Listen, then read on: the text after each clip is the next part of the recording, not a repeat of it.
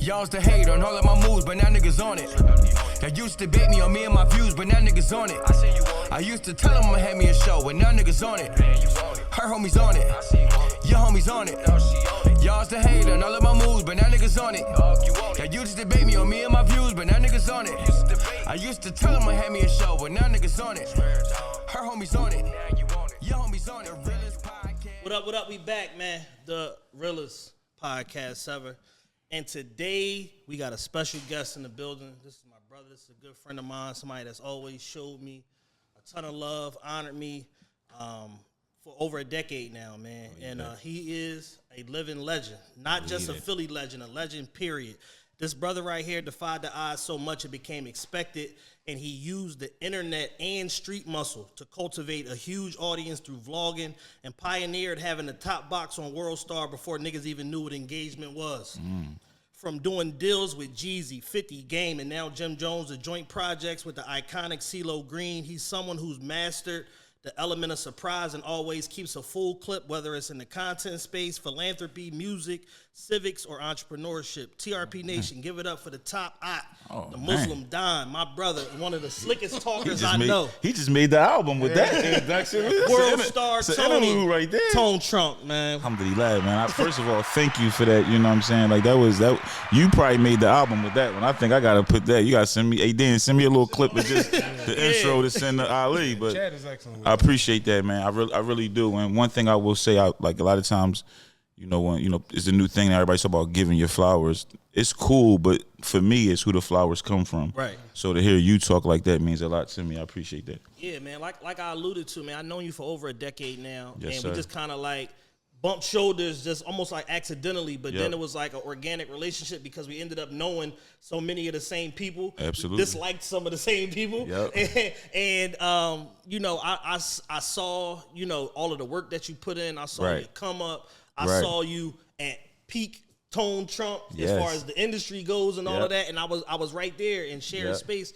And you never fronted, you never you never turned down. You always showed me love. Absolutely. And I appreciate that, man. So I want to use my platform and what we doing now to to get that same love back, bro. And I love what y'all doing, man. Like a lot of platforms in Philly, I try to support them all, but some that you can kind of look at. Like I could look at a couple clips and I saw how big that I felt like this platform could be, like right away, just from and then coming here now and seeing who's behind the scenes, somebody who I respect a lot, is all coming together from Matt to you to Dan. This is I already know what this is going to be, so I'm glad to be here to talk my talk and look good doing it. And I smell amazing too. Shout out to that Chanel blue. So just to set the ambiance for those watching at home is a beautiful vibe. Let me ask you. Let me start like this: Are we able to tell the story of Tone Trump without talking about West Philly? No, it's impossible. Where you from and what? I'm from 54th Street between Market and Arch. I was born on 49th and Hoops. So as a baby I was on 49th and Hoops, but I made my bones, around 54th Street. I moved a lot. My mom had me at 17. So when your mother is a young single mother and my mother refused to take public housing, she did it the hard way. So we would move a lot. The lease up, you move. Yeah. But my grandma's house was always on 54th Street, and then eventually my mom got that house, and now I own that house. Okay. I feel like I'm the only rapper from Philadelphia, definitely from my era, who rapped about a block and bought a house on that block. And I bought the house I grew up in, and I bought other properties on my block. So I'm very proud of that because, like he said, when he bring up West Philly, one of the first criticisms on me when I got hot, it didn't happen until I got hot, but people would say, he ain't from West Philly. And I never tried to answer that because at the time, my music wasn't really good. I was talking a lot. I was talking heavy. So I felt like the questions that people was questioning, if I answered them too quick, they would stop talking about me. So I just left it as an open-end thing, and I never cared about it. I always wondered, like, if I was going to lie about being from somewhere, why would I pick West Philly? I picked the block where I'm the first person to make it from my block. It's not like I said I was from Area Avenue or something like that where people knew people. But, I take the good with the bad. And like I said, now I can proudly say not only am I from 54th Street, but I own, a lot of houses on the block, and I'm proud of that. And also be able to give back affordable housing to people who look just like me. What made you know at the time when you was coming up and them shots started to come your way that your POV was, I'm just not even going to respond to this. I'm going to just stay low and just do what I need to do, and we'll deal with that, another time. You know what? Honestly, bro, I was I was so crazy at the time. I was so brazy that a lot of the shots I was getting, I was enjoying it. Yeah. I never forget one day, Oskino called me like 2 a.m. and was like, yo, you dissing me? And I looked at my phone and was like, yo, this Oskino. Like, you know what I'm saying? I'm like, yeah, I dissed you. Like, what's up? Like, you know what I'm saying? So for me, like, guys like Oskino don't know it, like, his Hot 97 freestyle. Like, I remember being like, I was the biggest fan of that Hot 97 rock. So for me, like him calling my phone and then me running into Sparks and Sneaker Villa and him asking me about me dissing him, they don't know. I was so happy they even knew who I was. Right. It almost lit a fire. But like, I got it now. Because when I was being nice and humble, I used to go to stuff. I'd go to Gilly parties and introduce myself. Dan to tell you, see me at all these events. I'm in that joint, only rapper, buying bottles and all of that with my own money. Yeah. And they would ignore me. And then soon I said, you know what, man, F this dude, F that dude. And everybody started calling my phone. Everybody started talking about me. And, you know, it was addictive. So for me, it's like I came into this, I didn't just want money. Like I really wanted to be famous. I wanted to walk in and people knew who I was. That like my goals was spread it out. So when them dudes was calling me, I never was in fear. You know, I had real situations where like when I had situations with Oskino, I respected him enough to know to be like, yo, if I see him in Wawa, we probably got mixed. And when I was beefing with Mike Knox, I felt like, but a lot of them dudes, I felt like they was nerds anyway. So I just was going at him and, you know, I was having fun doing it. How do you get in a space where you beefing with the real niggas and the nerds? How does that happen? I'm just dynamic, like, you know what I mean? Like, I'm just fabulous like that, you know what I'm saying? Like since a kid, like, it sounds arrogant, but like since a child, like since kindergarten, and it's people that's gonna watch this who went to elementary school with me and middle school with me, like I always just was a magnet for just everything. I was always popular, I was always hated. Like this is like literally like since kindergarten. And I embrace it all. So that's something that like I took pride in that because, you know, like, you know, the great Nipsey Hussle said, you know, a strong enemy is a blessing. And I believe that because like, you know, to refer to Mike Knox, when me and Mike Knox was friends, I learned a lot. When me and Mike Knox was enemies, I learned even more. Yeah. So I'm grateful for both experiences, you know what I'm saying? So it made me stronger, it made me smarter, it made me better, it made my music better, it made me tighten up my company and my team better. So I don't regret nothing. Even, you know, like I've had issues with, you know, Gilly, Cosmic Kev, all of those situations, like when I look back now, I would have rather went through what I went through with them than been just another rapper that was trying to hang around him and be up under him. So I feel like it was a blessing. Long time ago, you donned yourself the greatest hustler alive. Mm-hmm. Still living that today. How did you earn that title? Just for your audience too, I want everybody that's watching to Google Greatest Hustler Alive. So it's not just me saying it. You know what I'm saying? So when you helping your kid with his homework, you go to Google. When your mom asks you a question you don't know the answer to, you go to Google. So you believe Google every other time. So first of all, believe it now. Yeah, I'm not self-proclaimed. I am the greatest hustler alive.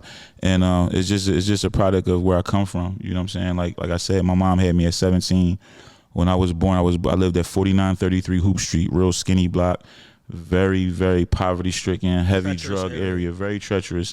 But everything I learned there, and then moving up to 54th Street and having to walk through 52nd Street every day and seeing Bilal and Samir and the brothers on the stand and learning that hustle, being Muslim. It's like all that is the reason why I travel the world now. That's why my kids go to the best school in this area. That's why I'm able to, you know, eat whatever I want and take care of my wife and do the things I do because of all of them struggles in the beginning. So I'm just grateful for it all. Allah says, if you're grateful, I'll give you more.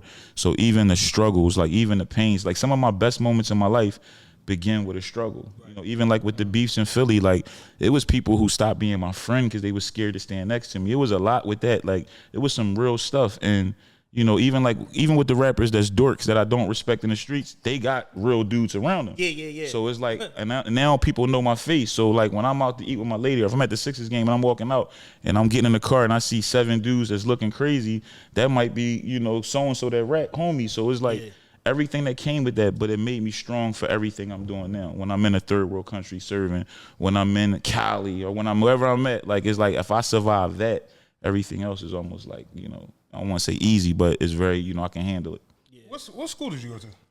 At what level? Like high school, I went to West for 1 year. I got kicked out of West, and I went. You played ball? Yeah, I played ball. I went to private school too because I was so good at basketball. I always had good educational opportunities, and then my mom a teacher. So even when we had nothing, my mom sacrificed. Like I went to Catholic school growing up. I went to Muslim school growing up. I went to Sister Claire Muhammad. I went to Our Mother Sorrows for middle school. I went to Salzburger. You know what I'm saying? So Salisbury. yeah, I went to Salisbury from 6th through 8th grade. I ran the Yellow House. That's why I'd be crazy. Like when people were saying stuff like he not from West, I'm like, I'm seeing people in the comments talk trash who like I used to walk home from school and protect them and stuff like that. So I just knew where that hate was coming from. Like, and then when we talk about being from West, I want to say this on this platform specifically because I know this is huge, not just around the world, but in Philadelphia. Yeah. When we talk about, you know, where we from and stuff like that, it's not about what you got, it's about what you give back. I put my work in West Philadelphia next to not just any rapper, but any politician, any millionaire, anybody. I put my work I do, you know, and not just the things people see on Instagram. Because as a Muslim, we supposed to be discreet about giving back. So I'm not saying that to brag, but, you know, I'm on a platform that's very watched, and I want people to know, like, none of these boys can touch me when it comes to like providing jobs for ex-cons, when it comes to making sure what the kids have for school. You know, this year during Ramadan, we provided food for the fasting Muslim students, and all the public schools and charter schools. We didn't post about it. I didn't do a blog. I didn't get one grant. I didn't raise no money for that. You know what I'm saying? So it's like when you talk about where somebody from, I'm not just from there. Like I embody everything that's about, and I do it all around the world. Everywhere I land, every interview I do, they got to bring up West Philly. You know what I'm saying? And that's because of my prayer and my sacrifice and my hard work, and even the hate. Because the hate, I get asked about that. That made people want to interview me. Right. You know what I'm saying? So I'm grateful for all of that. Who are some other phenomenal hustlers that you respect? Not even just from urban, like from any different, you know, all different walks of life. It's a brother named Sajjad Shah. He's a Pakistani American brother. He was the founder of Muslims of the World. He taught me a lot. I respect him a lot. It's a brother named Chev from out South Jersey who owned Mogul's Barbershop, and just his business mind and how he hustles. So I want to say some people that's not necessarily famous.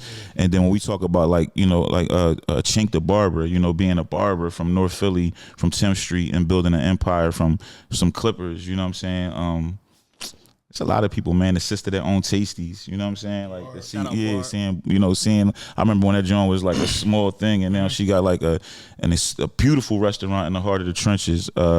Jim Jones, Birdman, you know what I'm saying? Dame Dash. It's a lot of people, man. You know what I'm saying? But those are people like right off the top. You know what I'm saying? That I look at like, yo, they hustle. Like I look at what they doing, and I get inspiration.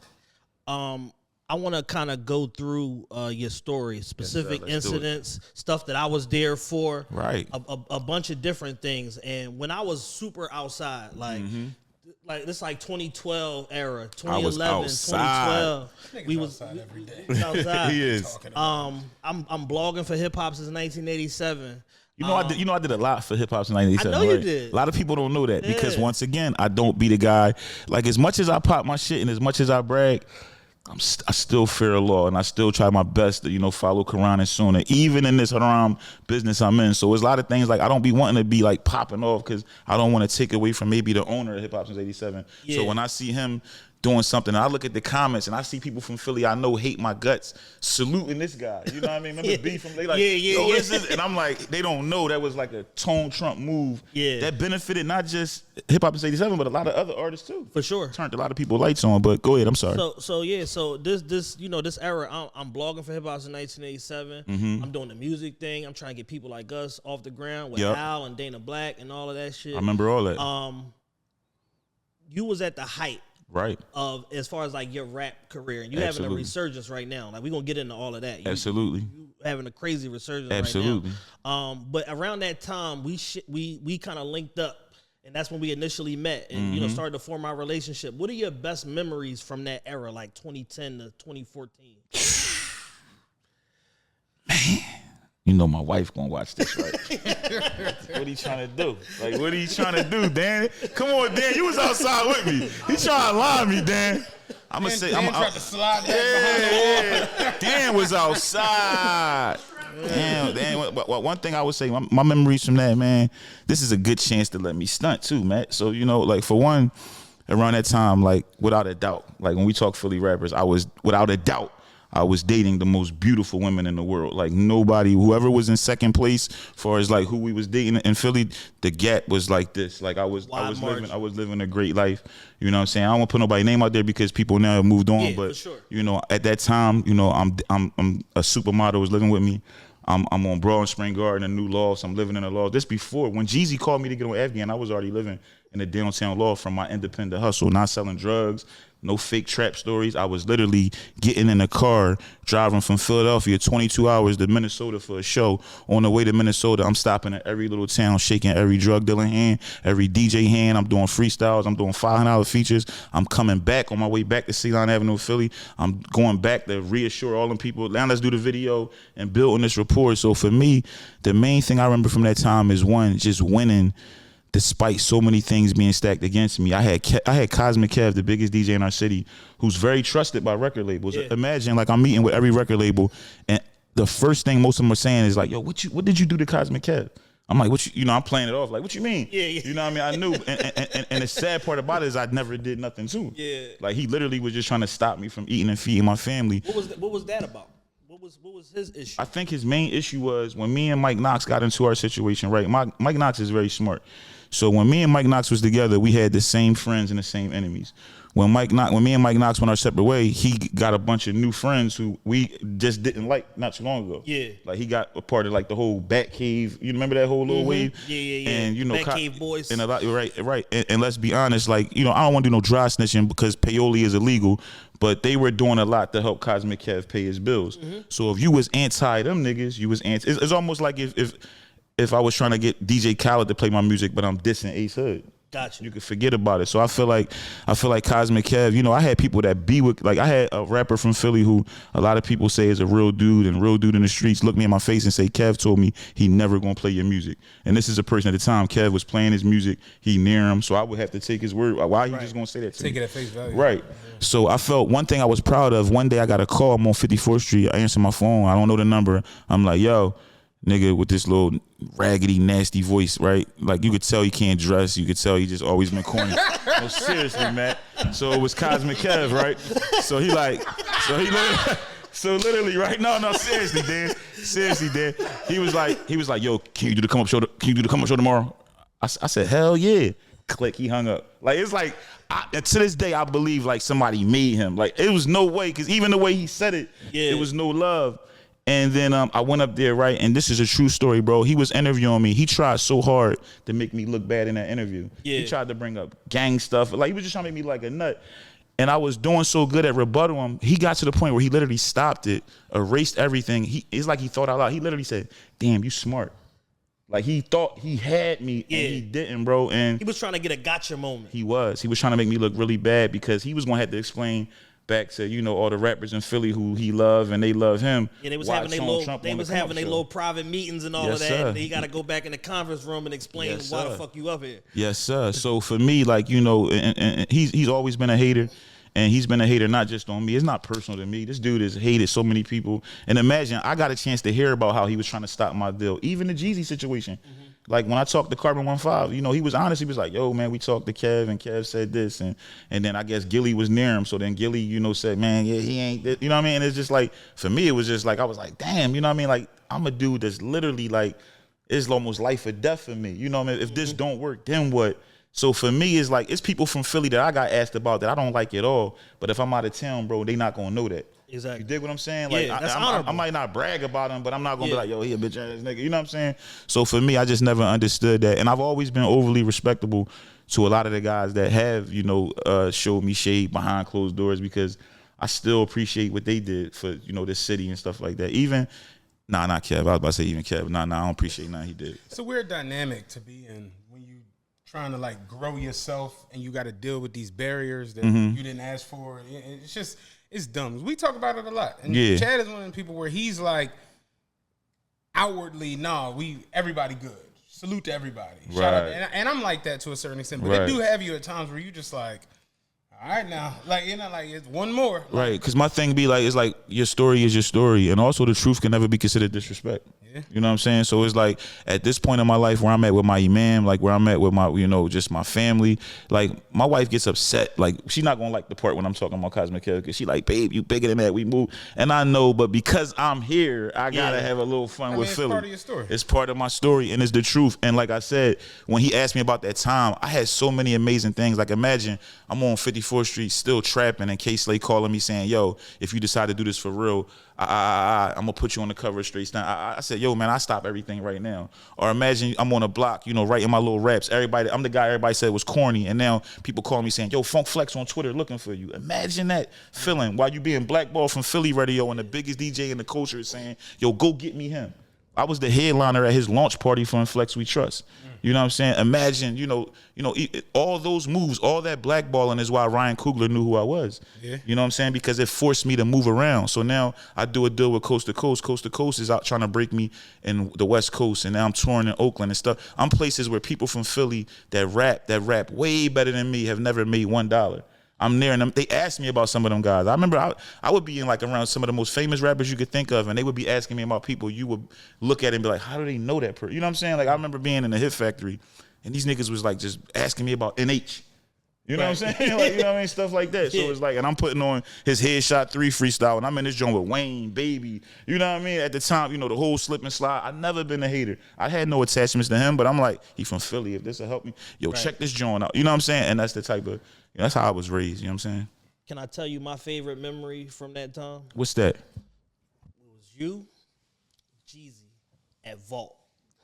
Oh, that was a great time. I don't know if it was. I don't know if it was a powerhouse after party. It was something tied to it. Is this the one that like Twitter was talking about niggas acting? Dog. All right, I wasn't there, but I saw it. He was up the front. Yes.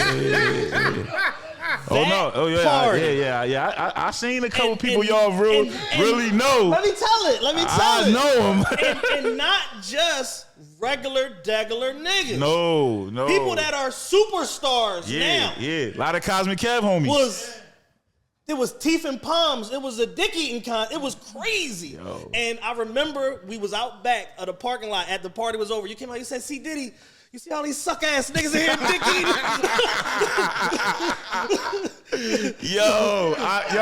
That you know what? That was my favorite memory at that time too. That's funny. Yo, you know what's even funnier, man? Like I never forget because let's be transparent. I knew what was going on that night, right? So we at the hotel. I'm at the hotel with the whole CTE. I'm in there with Jeezy. Bunch of these niggas y'all know, girls is up there with us. We having a ball. We like on the 60th floor, right? Bunch of y'all homies, girls is up there. Like niggas, Queens is up there like trapper dying. Yeah. Let's just say that. But long story short, I knew we was headed to. It was like a Gilly Cosmic Cat. Like this at the time, like Gilly was like relaunching or something. So I knew Gilly was like hosting, and it was like that whole vibe. So I knew going in who was going to be there. And this is like fresh off of like, you know, a lot of the negative energy. So for me, that moment, because anytime somebody from Philly get any situation, this is the place where doubt just kicks right in. Yeah. I don't care who it is, bro.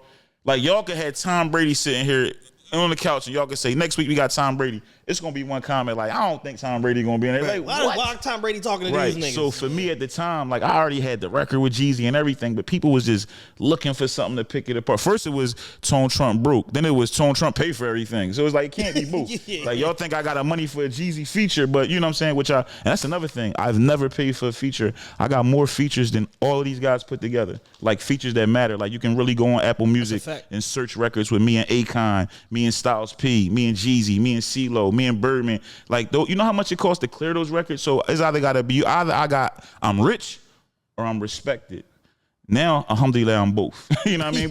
But you know what I'm saying? But that time and that day, that meant everything to me. Like, those is like my Grammys. Like, seeing certain people's faces. I remember particularly somebody who hate me, right? And they was there with one of the most beautiful women in Philadelphia. And when I went to go walk past, I said, where you going?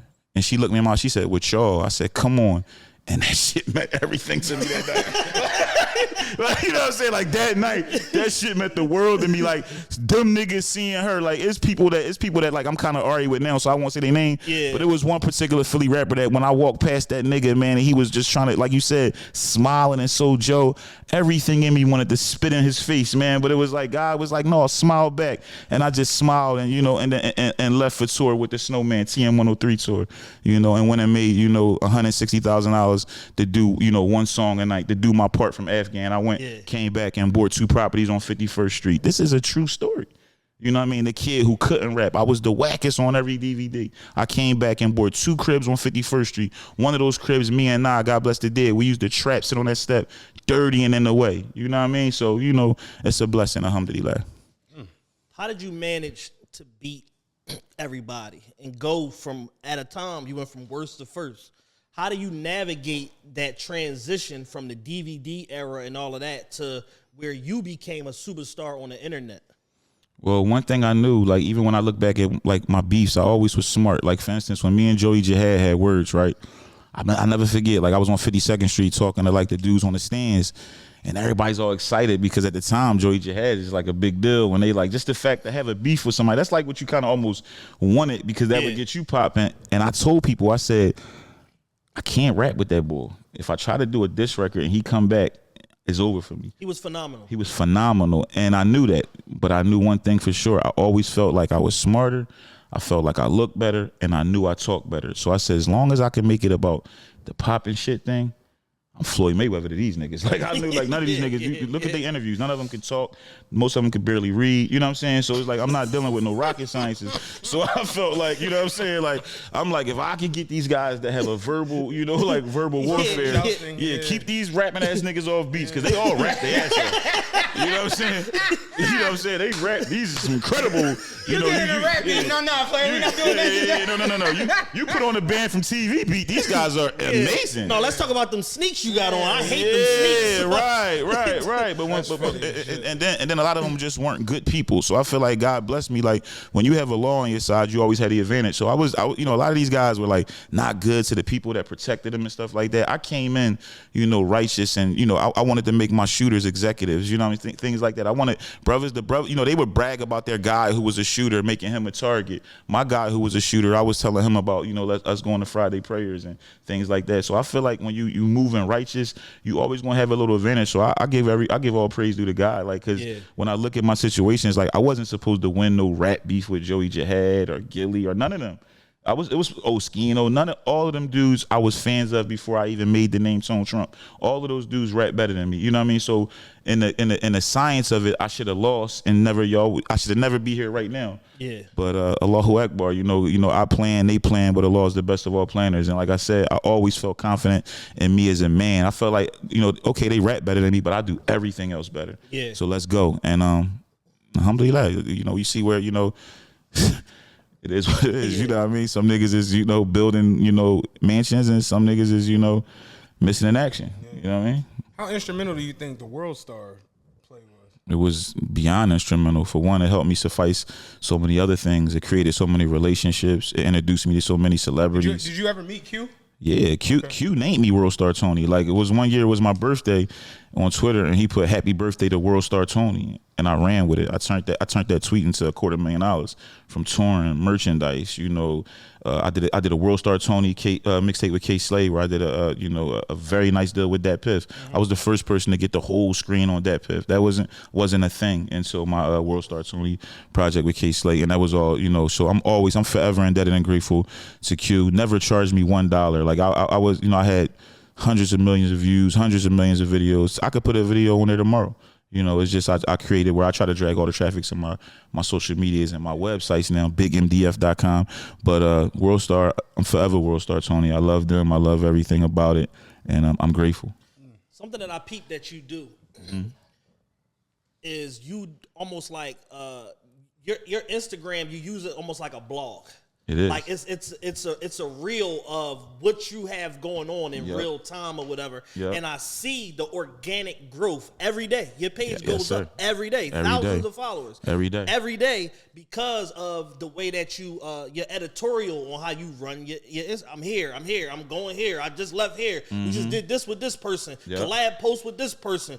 New song, blah blah blah. Then you mixing in the song promo and all of that. And that's something that a lot of rappers don't do. Right. Because a lot of people, take rappers out of it, just a lot of people don't do, because they too cool. Everybody's too cool. They too cool, and it's like they use their social media like it's their holy grail, and it's like, I'm gonna put the regular stuff, the day-to-day stuff is in my story, but like when I look extra nice and my jewelry is extra clean, like it goes on the main page and it's an event, and it's like nobody gives a fuck what y'all are doing. It's like $5 you coming to the close friends. That's right. And it goes so fast. So for me, I'm glad you say that, because, you know, I was in Rock Nation not so long ago, and one of the things they were saying, they was like, yo, your social media team is incredible. And I'm like, yeah, no doubt.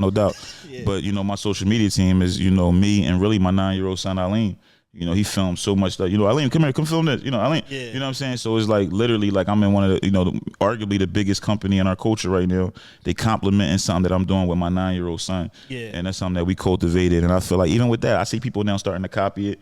And just like with the vlogging, I 2009 at the Philly Hip Hop Awards, I had won Twitter of the Year. And I never forget, it was rappers there that you cool with that was like, what's Twitter? What's Twitter? You know what I'm saying? What's Twitter? What's Twitter? But by the time they would figure out what Twitter was, I would already be verified. I'd be 10K up. I done built relationships. You know what I'm saying? So it's like I always. Ain't that crazy? 2009. Who cares about Twitter? Who cares about Twitter? I remember when they used to do that hottest rappers in the game. Remember when they would do that? And remember back when it first started, it would be like albums, mixtape, flow, all this. And then before long, social media presence was like the #1 thing they were worried about as far as like how big you was to the culture. That shit is crazy. Absolutely. Yeah.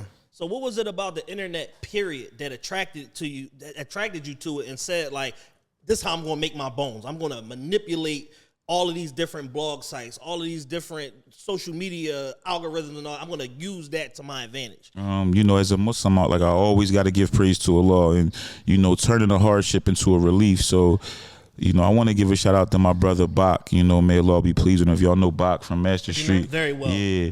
Yo, let me tell you a crazy story about Bach. I didn't know him at all. And we was down Delaware Park. You know, he was a gambler. So I met him in the sports book. Shout out Raj. We met him. And he was like, he saw me and was like, damn, you like you could be related to me or some shit. And I was like, do. Yo, wow, that's crazy. You definitely do. But he was like, yo, you could be related to me or whatever. And I was like, oh, I'm pretty sure we not related or whatever. He was like, yeah, Bach, what's your name? I'm like, Matt. He was like, oh, okay. I didn't really think nothing of it. You seen him a couple times, whatever. I was on South Street coming out of one of the stores. He was like, Matt. And I turned around. He was like, damn, nigga, you be up here too? You be everywhere. Yo, you my man. I was like, all right. That's a Bach story, and that's though. How we like, got that's Bach. And we started talking, kicking pics to each other. I was like real upset when he passed away. I was just like, man, I was heartbroken. Yeah, Bach was a cool ass dude. I was heartbroken, man. Yeah. Shout to his Umi who I stay in touch with. But Bach here, another thing about Bach was very young, which a lot of people didn't know that. You know what I mean? Yeah. You know, he looked so old. But I was on house arrest, and Bach was like literally like my driver, my security, my assistant. Like Bach was really holding me down. I got beef with the whole city. Yeah. And Bach carrying it. Like, you know what I mean? I'm still going everywhere on house arrest. But what house arrest allowed me to do is learn the internet. I was living at this condo. I was living at the Adelphia house on Chestnut Street. And one of my neighbors was Mike Fazio at the time. Mike Fazio, who's now he's a huge manager for like the EDM world, like he's killing it right now. And Mike Fazio was also who called me about Creed. So shout out to Mike Fazio. I should shout him out more, but that's one of my favorite white boys, my Italian cousin. But Mike made me a MySpace without telling me. And one day he was like, "Yo, your joint's starting to pop," and I'm like, "What? What is this?" And I got these inboxes from all these pretty girls, and I'm like, I'm internet. I was that started World Star Tony and Twitter of the Year and everything, and I was addicted. I ain't had shit to do. I'm on house arrest. You know what I'm saying? And at the time, you know, I'm starting to get a couple dollars, so I'm living somewhere where I can't just bring everybody. So I'm literally in there just learning the internet. Faz is giving me ideas. He's teaching me early about the importance of photo shoots and networking. You know, being from the streets, you know, our white brothers, they were educated way earlier than us on the importance of relationships. Absolutely. You know what I'm saying? That's a thing now where everybody like relationships is more important than money. But when I was coming up, nobody told us that. Niggas is burning bridges left and right. Niggas is burning bridges, right. But and that's one of the advantages I had. Like, I'm glad you said that, because a lot of those rapping ass niggas, you know, when I walk in the rooms they were in and people how they treated people, how they spoke to people, how they presented themselves, I was the total opposite. Yeah. So I was receiving a lot of favor because of that. You know what I'm saying? So I'm grateful for their ignorance. Yeah, Bubonic from Philly's Most Wanted, Arthur Albacere now, he told me a long time ago, he's like, you want to be in the music business, your demeanor, how you carry yourself is more important than your talent. He said, no A&R is going to want to be around you if you a dickhead. It's like, who care how talented you are? He's like, they're going to take the cool nigga that they like being around. Because you might got to spend, you an album mode, you might be spending 12, 14 hours a day with an A&R. Nobody wants to kick it with you if you just a nut-ass nigga. Yeah. So he was like, yo, how you treat people is going to determine everything of how you navigate through the music. And look who you just said. You said somebody who now is still relevant, still successful, still winning, still looking healthy, still got a head full of hair. Yeah, you know why? Because beautiful wife and children, doing great things aside from rap. And shout to Bubonic, because I always salute him on his page. And also, let me give you a little Bubonic story. I met him one day on South Street. You know, growing up in Philly, I love Philly Most Wanted. I always thought they was the flyest. They style of rap fit what I was doing at the time more than a lot of the more super bean shit. You know what I mean? So I love, you know, Suckers and all that. I remember having a single with the instrumental and all of that. But one day I meet Bubonic and I'm fanned out. I'm on South Street. He was at the TLA with Rich Hill at the time. And I go, I'm like, yo, what's up, man? I'm Tone Trump. And I'm introducing myself. He's like, yeah, doing thing. And while we talking, true story, a kid walks up. He's like, excuse me, Tone Trump? I'm like, yeah. He said, can I have your autograph? Well, I'm standing with a nigga who I looked at like this legend and all that shit. Young boy didn't have a clue who I was with. Yeah. You know what I mean? I'm like, no doubt, let's win.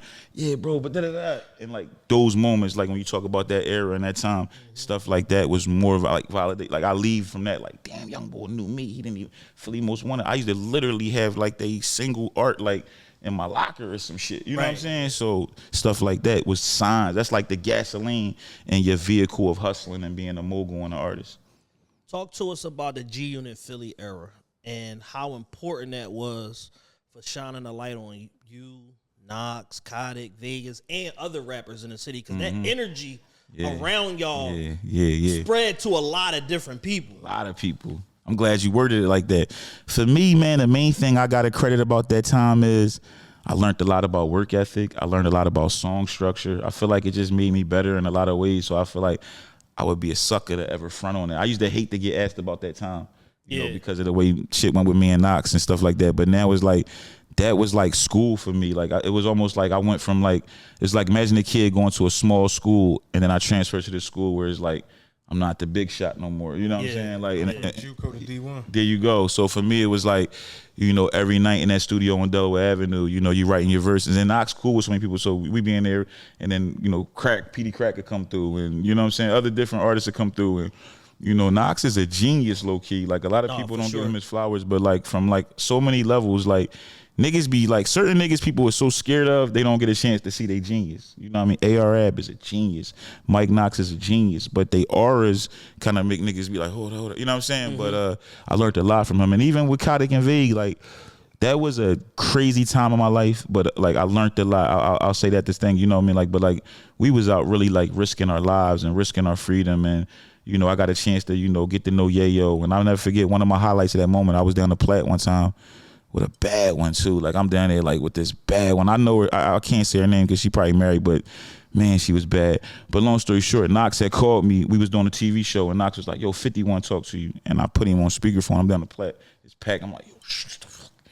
I'm like, yo, boy. Like I talk to him every day. And it's fifth. Like, you know what I mean? And you know, he got a kind of voice with everybody at the park like, oh shit. Like that, you know it's him. And he talking like heavy to me, like, yeah, I need you to do this and that, and then it's gonna be lit. And I'm gonna talk to the executives. I'm like, all right, no doubt. I'm in my head, I'm going crazy, but I'm for these niggas. I'm like, all right, no, I'm gonna call you when I get back to the spot. You know what I mean? We figure shit out. You know what I'm saying? But no, and that was all because of, you know, Mike Knox. And one thing about Knox went into that thing very unselfishly. It's so much more he could get credit for that. That's not his personality. I talked to him the other day, but shout to Knox and shout to Kodak and Vic too. He was trying to put a play together for me and my folks for an event, man. And it's funny because when he bring up Bach and he talk about how Bach introduced himself, that's so much of his character. And then when you bring up Knox and you like he trying to put the play together, that's gonna be his legacy. You know what I'm saying? Just like Bach being a real. Don't get me wrong, Bach was a real dude outside.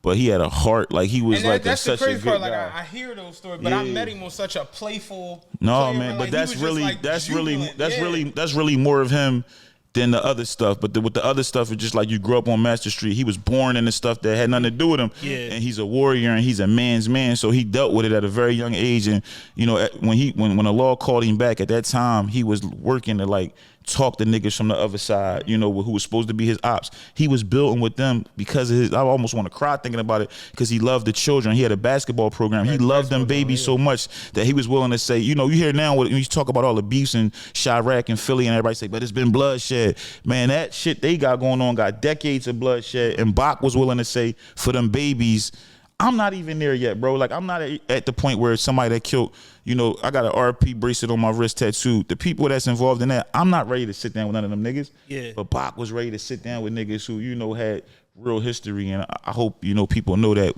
you know, God willing, one day I'm going to try to produce a nice documentary to show the side of him that I feel like so many people need to see. And there's so many babies who are now going to high schools and colleges who started off with his basketball league. There's kids right now playing D1, D2 that Bach put him out there. You hear Sim Santana say, I'm from Bach Block. Exactly. You hear, who I feel like right now is the best rapper in Philadelphia, Tour, shouting out Bach. They young. You know what I mean? So for that generation to revere him like that, it's not because of what he was doing with no pistol. It's what he was doing with his heart. You know what I'm saying? He had a heart of gold. Real. Yeah, Bach was a good ass dude. Man. Good dude, Bach man. Good dude. So back to G Unit Philly though. The idea was brilliant.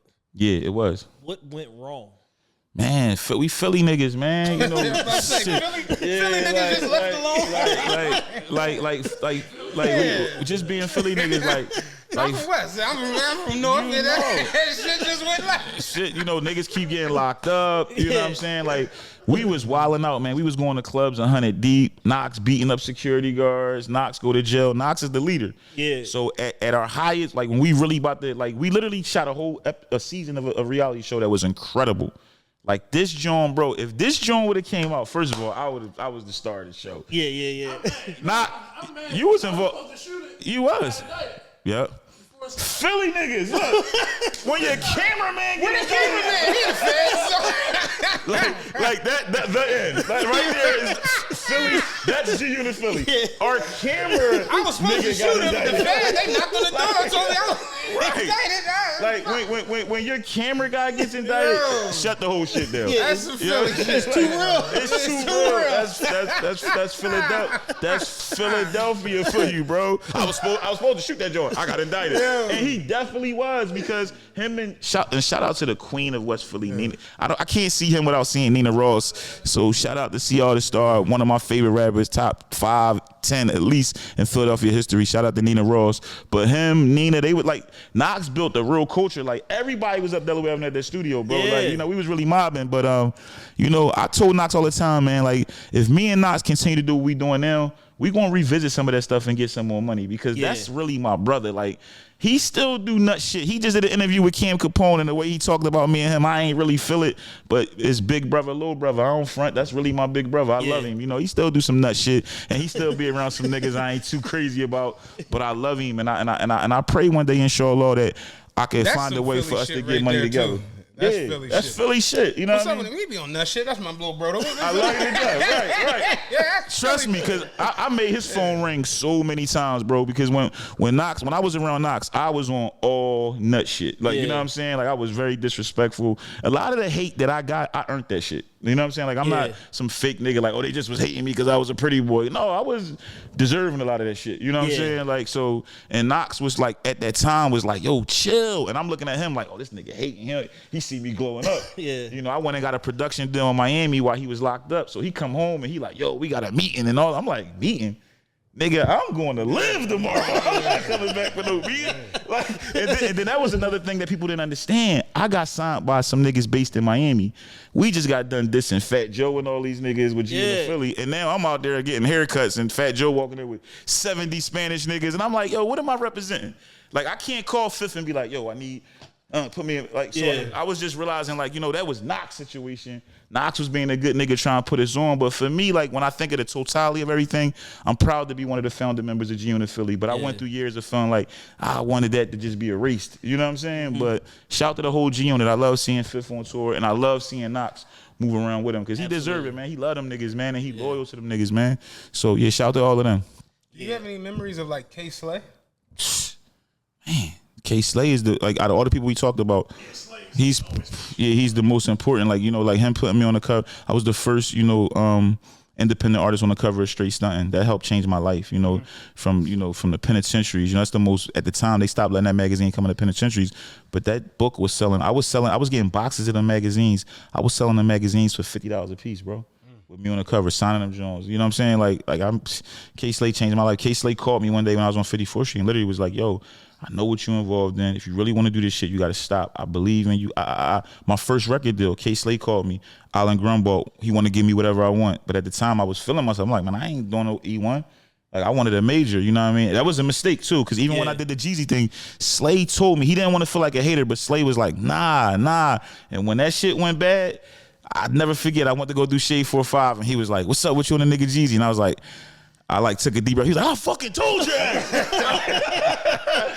know what I mean? Like I never call nobody my pop, but like that's my elder, that's my big brother, man. I love him. And even in death, bro, he's still looking out for me. In a couple of days, 200 Deep comes out, a video for K-Slay. And Tone Trump from 54th Street between Market and Arch is on that song with Snoop Dogg, Raekwon, Ice-T, Ghostface Killer, Jim Jones, everybody you could think of. Like, there's a lot of people who didn't get that call. And when at the time when Slay called me to get on that record, I had nothing going on. He called me while I was on the couch being daddy and said, hey, I'm about to do 200 Deep. You want to get on it? I'm like, hell yeah. And that's who he is as a man. He didn't call. I wasn't popping. I didn't have nothing. I wasn't even doing shit. And now look, I did that record, bro. I had short hair when I did that record. And now the video is about to come out. This man been dead over a year and still helping me. So I love him, man. I love him. I love him, man. Like, and when he was alive, if he would have told me to hurt whatever he would have told me to do, I would have did. I love him. And not just me, like, that man has helped. Like, I swear to you, bro, I'm not saying this to take no shots, but if the person at Power 99 or 100.3, not just Kev, because he ain't the only, one that just did us dirty, but if we had one K-Slay in this town, I guarantee you it would be so many more millionaires. At least 50 more millionaires. Yeah, I guarantee you, like, if K-Slay would have had his finger on the pulse when Major Figures was running the mixtapes, I feel like they would have been probably like multi-platinum stars. You know what I mean? Like that, the ball was dropped on that. It was a time where like everywhere in the world they was trying to rap like them, and niggas took that whole thing and made millions. You know what I'm saying? So I just feel like if we had somebody like Slay, and not just me, even all the black women, you look at the straight stunting movement. It was a time where a lot of those girls was looked at as like fat. And Slay made people look at them like, we always knew they was beautiful, but as far as like the market and stuff, then it became a thing like where now everybody want the thick girls. That wasn't always a thing. Yes, it was. And well, for us it was. But I'm just saying for like, mainstream, right? But I can't even, man.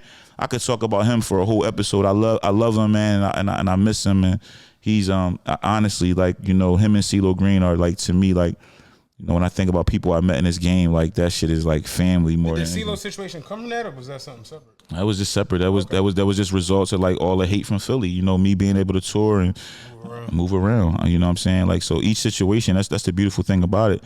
Each situation was like I literally prayed and earned it separately. I'm sure somehow they all connected because people see you on stuff. But as far as like, I never had this my man, what I mean? All my like Jones was, I never had none of them Jones, bro. I was taking meetings with the biggest labels in the world. They asking me, what do I want? I don't even know what to say. Yeah. You know what I mean? I'm meeting with Tuma Basa from when he was running MTV Jams, and he asked me, literally, he was like, why don't you got like a Charlie Mack or a Mark and Sherman? I'm like, that ain't my journey. Right. I'm there trying to get my video played. Guess who's in the lobby? What's the nigga name? The big nigga that used to have Meek Mills, Charlie Mack, the legend. Charlie's out there with Meek's Rose Red video. So imagine he's Will Smith right hand saying, yo, play this video. I'm a nigga from 54th Street. I don't know none of these famous niggas. I'm in there with my little video like, yo, bro. You know what I'm saying? Yeah. So it's like that was always my story. So how did you connect with CeeLo? Man, go back to MTV. I was at MTV for another different meeting. Shout to Esteban. I'm one of the only Philly rappers to do TRL. People don't know that. I did TRL. Yeah. You know what I mean? Back in the day, you know what I mean? So I was there I literally did TRL. So I did TRL with Cypher Sounds and all that, rapping up there. I got the dye in my shit and all that. I was drawing, but you know what I'm saying? I thought that joint draw, but at the time I was him.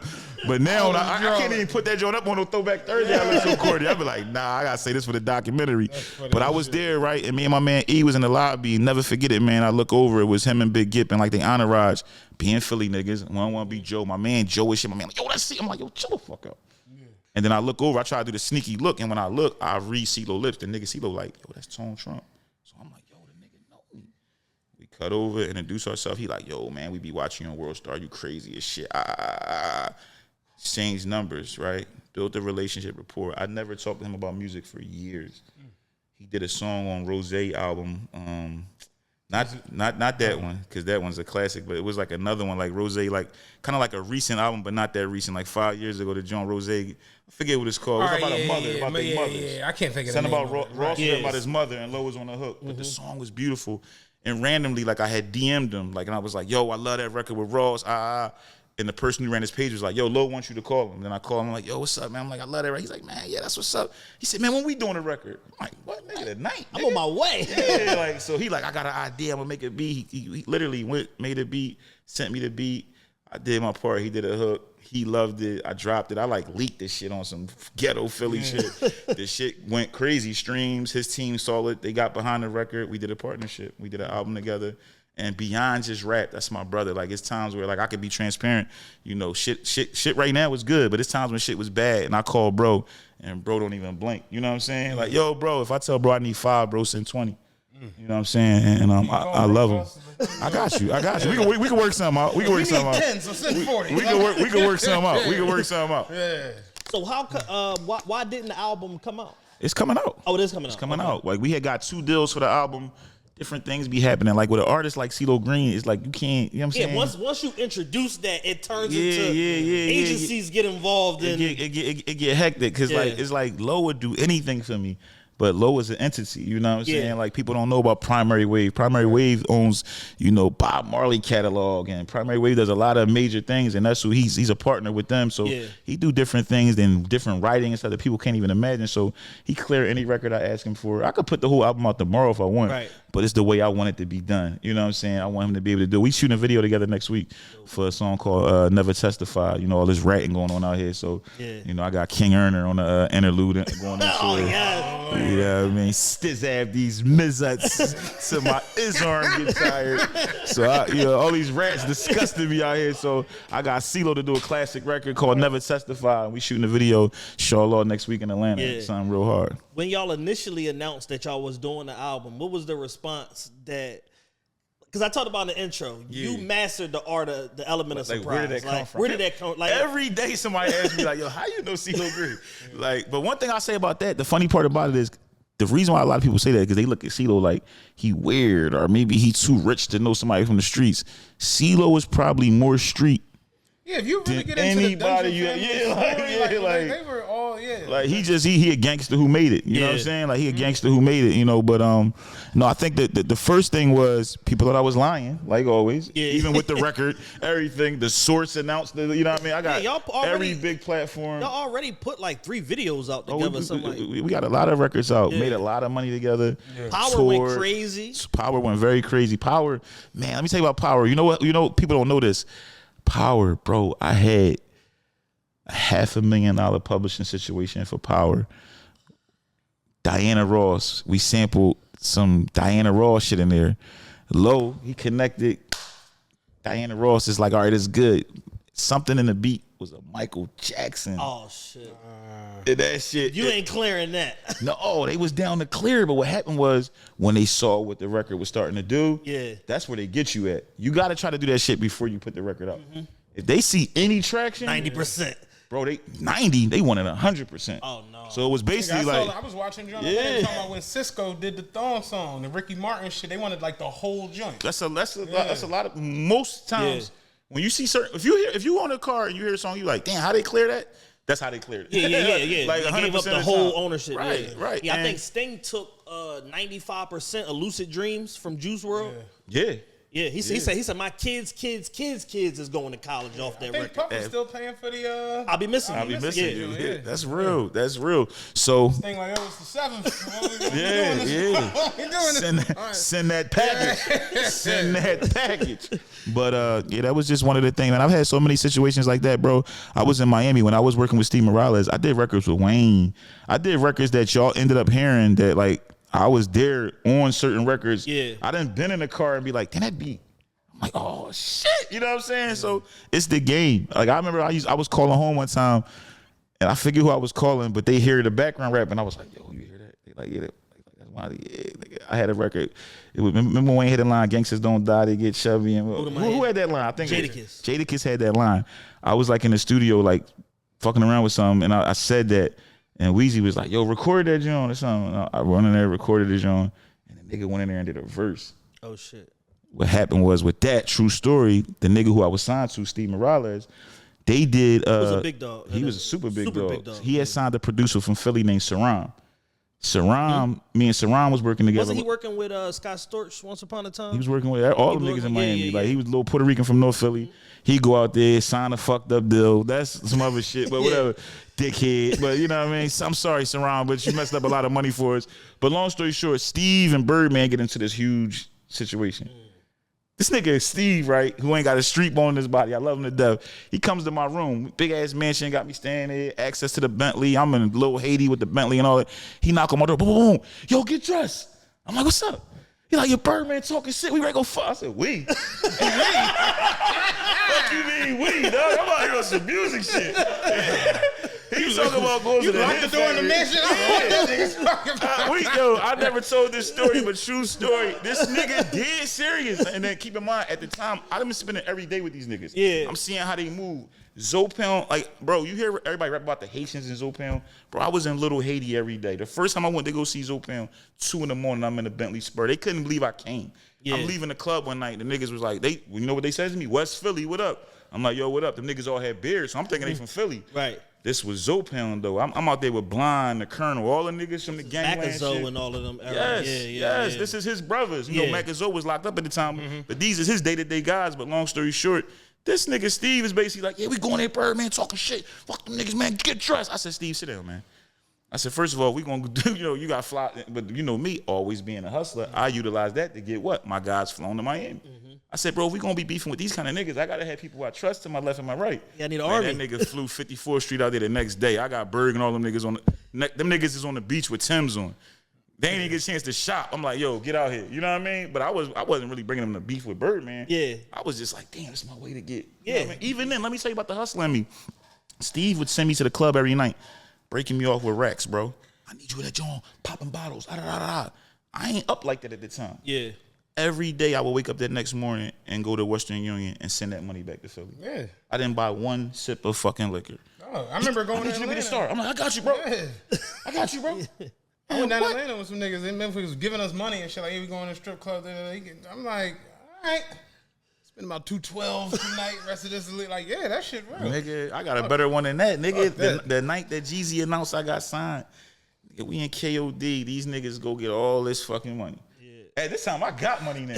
I'm a Philly nigga. They like, yo, this your movie. Whatever they saying, they give me all this fucking money. Whatever they saying. Whatever them niggas saying. Long story short, I'm in my hotel the next morning. I'm in the W the next morning with like 17,001. You know what I'm saying? Like, I'm taking this shit to the bank. Yeah, like, I'm not. Yeah, I feel like a deuce. I feel like a deuce. Like, I'm known, like, because I'm from K Slate Squad. So even in New York, them girls in the strip club would laugh. They would know. Like, I would walk in and, like, the main girls would be like, yeah, they was all hyped that you coming. I told them that boy ain't going to throw it. They knew. And I'm taking that shit home to my babies. I'm a father, so it's like, that wasn't never my wave. Yeah. And you know, in Philly, that strip club, I was in suit. What?